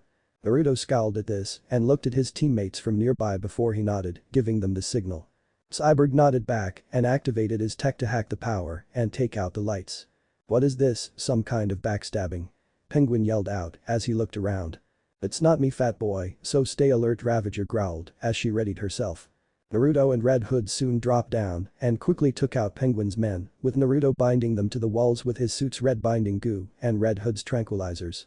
Cyborg and Beast Boy were able to take out the robots Ravager had brought with her. Starfire was firing a star bolt at a hanging girder's rope, which made it fall and crush some robots to pieces. Terra used her powers to make the earth swallow up the rest of Penguin's goon up to their necks. Naruto looked at this and gave a slight shiver. Reminds me of when Kakashi used the headhunter jutsu on me, he thought to himself before dodging some bullets from a robot. Raven instantly grabbed Penguin with her magic and had him bound in place so he couldn't use his umbrella. The lights then came on, showing what happened within seconds to the Penguin and Ravager. So, you did leave the Batfuck, Penguin growled out. You came into this city without confirming that? Red Hood asked with a slight laugh. Ah, talk about stupid, Beast Boy said with a grin. Well, he is D-list-C on a good day, Naruto said with a smirk at how easy this was. Yay, laugh it up. You gonna do me in, like you did to Cloug? Penguin was saying before Red Hood slugged him in the jaw, then covered his mouth with a metal clamp so he couldn't talk. Naruto nodded at Red Hood in thanks before he turned to Ravager. You wanna do this the easy way or the hard way? He asked her. And we have 7 reasons you should give up now, Cyborg said, gesturing to himself and the team. I prefer the fun way, Ravager said before she pressed a button on her wrist. Suddenly, the roof burst and what looked like purple sludge dropped down into the warehouse. Shit. Naruto cursed as they all scattered to avoid attacks from the sludge. Is this a villain of yours? Red Hood asked as he pulled out a shotgun and an SMG. Yay. Meet Plasmus, Terra said with a scowl as she made an earth wall to block his attacks from herself and the others. She's getting away, dudes. Garfield yelled, pointing out Ravager running off. Beast Boy, not all of us are the dudes you speak of, Starfire said as she rained down starbolts on Plasmus. Let her go, we need to contain Plasmus. Raven, you get Penguin out of the way and bind him somewhere, Naruto said as he threw a few kunai at Plasmus. Raven nodded at this and floated up to a hanging hook where she hanged Penguin there by his feet, which she tied together with a nearby rope. "Stay still, my rope tying isn't the best, so you might fall if you drop," she said with a flat tone. Penguin yelled at her through the clamp on his mouth, obviously swearing at Raven. Raven ignored the villain and helped her team fight Plasmus. Red Hood fired his shotgun at the sludge monster while Cyborg attacked with his arm cannon. "Does this walking pile of goo have a weakness?" Red Hood asked as he hid behind a crate to avoid some sludge from hitting him. "I believe if he's asleep, he will go back to human," Mr. Red Hood Starfire said as she fired some starbolts at Plasmus. "So ice him up or knock his ass out," Terra yelled out as she threw a large rock at him, which he just opened the hole to let it pass through. "And me without some of my heavy artillery," Red Hood said with a sigh. "On it," Naruto said as he pulled out 6 kunai with what looked like plastic red balls attached to the end of the handles. Naruto had 3 in between the fingers of each of his hands and threw them at Plasmus, who swallowed them up. "Bad move, sludge monster," Naruto said as he made a hand sign. Suddenly, 6 red flashes appeared in Plasmus's body and suddenly several powerful explosions went off, sending pieces of the sludge flying. Everyone took cover, thankfully avoiding the sludge that was sent flying. When they all looked over their cover, they saw what looked like a man in his underwear asleep. "Geez, I didn't expect you to be packing C4 level stuff," Cyborg said, looking at Naruto with wide eyes. "He can take a lot of punishment. Plus, I did research on this guy, so I knew it takes more than that to beat and kill him," Naruto said with a shrug. "Not bad, kid," Red Hood said, patting Naruto on the back. Starfire flew up to Penguin and carried him down. "Now, what do we do with the man of penguins?" she asked as she dropped him on the floor. "I'll escort him back to Gotham and dump him in Arkham," Red Hood said. "Good. I want this piece of trash out of my city," Naruto said with a nod at Red Hood. "Are you sure you don't want me telling the old man that you're dealing with Deathster, kid?" Red Hood asked as he picked up Penguin and slung him over his shoulder. Naruto nodded at this and looked at his team. "No, we can handle it," he said as his team gave him a thumbs up and nodded in agreement. Red Hood nodded at this and looked at Naruto's friends. "Take care of him, okay? The rest of the Bat family worries," he said before he turned to leave the warehouse. Naruto rolled his eyes at this as Red Hood left. "Wow, Bat sure keeps you on a short leash, doesn't he?" Beast Boy asked. "Not really. I just grew on them all within 4 years," Naruto said with a smile. "Of course you did, friend Naruto. Anyone would be lucky to have you as a friend," Starfire said with a bright smile. Naruto smiled more at this and nodded. "Okay team, let's head home," he said. His team nodded at this and followed Naruto out of the warehouse so they could head back to the tower. But Deathstroke and Ravager were in their hidden base of operations, watching footage of the incident at the warehouse. "Sorry about that deal falling. Though, I didn't expect Red Hood to follow after Cobblepot and alert the Titans," Ravager said. Deathstroke said nothing to this as he observed the footage of Red Hood silencing Penguin. "It is fine. It seems I have a lead on something involving young Kitsukage's past," Deathstroke said as he then pulled up an image of a news article from Gotham that said old Arkham ruins destroyed. And had a picture of the destroyed ruins of the old asylum, along with the Justice League there, taking questions from the press. "Interesting," Deathstroke said while rubbing his chin in interest upon seeing an image of a body bag in one picture that had only the initial J on it. A few days later, with Naruto and the Titans. Naruto groaned as he woke up and realized he was bound to a chair. "What the?" Naruto said in surprise as he pulled on his arms, trying to free himself. He looked around and saw that his fellow Titans were with him in their own chairs and bound to them, like he was. "You guys all okay?" Naruto asked them. "Yay, I'm okay," Terra said as she tried to free herself. "How long have I been asleep and who was the first to wake up?" Naruto asked. "I was the first to wake up and you were asleep for a few minutes," Raven said as she tried to focus her powers, but her chair zapped her. "Sorry my little duckies, but I can't have you using your pesky powers to escape," a Cockney voice said. The Titans all looked and saw a man on the top of a staircase. He was wielding a walking cane while wearing a Union Jack mod jacket with a black shirt underneath, white pants, tan Chelsea boots, and a white neckerchief. He also has cherry red hair that was in a mod cut with sideburns, is tall and skinny, and wears blue shades. "Who are you?" Cyborg asked as he tried to get loose, but his clamps were very strong. "I'm Mad Mod my duckies, and you're all now in my school for do-gooder teens," the madman said. "Why have you abducted us?" Starfire asked with a frown. "Because you all have been a thorn in the sides of many hard-working villains. So, I decided to bring you to my school and teach you all a lesson. It was very tough to filling your tower with knockout gas," Mod said as he spun his cane. "Oh great, another D-lister for my villain files," Naruto said with a groan. This made Beast Boy, Cyborg and Terra smile and giggle. That's mean dude, he's at least a C-list, Beast Boy said with a smile. Mad Mod scowled at this. You all won't be laughing once I start your lessons, he said as he approached them. Can I get a last request first? Naruto asked. I suppose, since you're one of the Bat's little students, I can grant you that, Mad Mod said as he leaned on his cane. Can you please yell very shagadelic baby for me? Naruto asked with a smirk. This caused the other titans to start laughing loudly and Mad Mod to face fault at this. He does look like the Austin of Powers. Starfire said with a giggle. Oh god, I can never take this guy seriously now. Beast Boy yelled out as he laughed while kicking his feet in the air. I know right. Naruto yelled as he laughed. Oh man, I can't breathe. Terra yelled as she laughed hard while gasping for air. That is enough. Mad Mod yelled out, rage on his face. Cyborg made his shoulders open and the song Soul Bossa Nova started playing. This caused the titans to laugh even more, with tears appearing in their eyes. Mad Mod pushed the ruby on his cane and made the titans all fall down a hole, separating them. I'll get you powers. Naruto yelled dramatically as he fell, which caused the others' laughs to echo from their holes. I'm gonna enjoy making you pay, you brat. Mod yelled, with his face red with rage. But Naruto. Naruto was in what looked like a classroom, but he was the only student. Okay, time to get loose, Naruto said as he tried to focus and get free.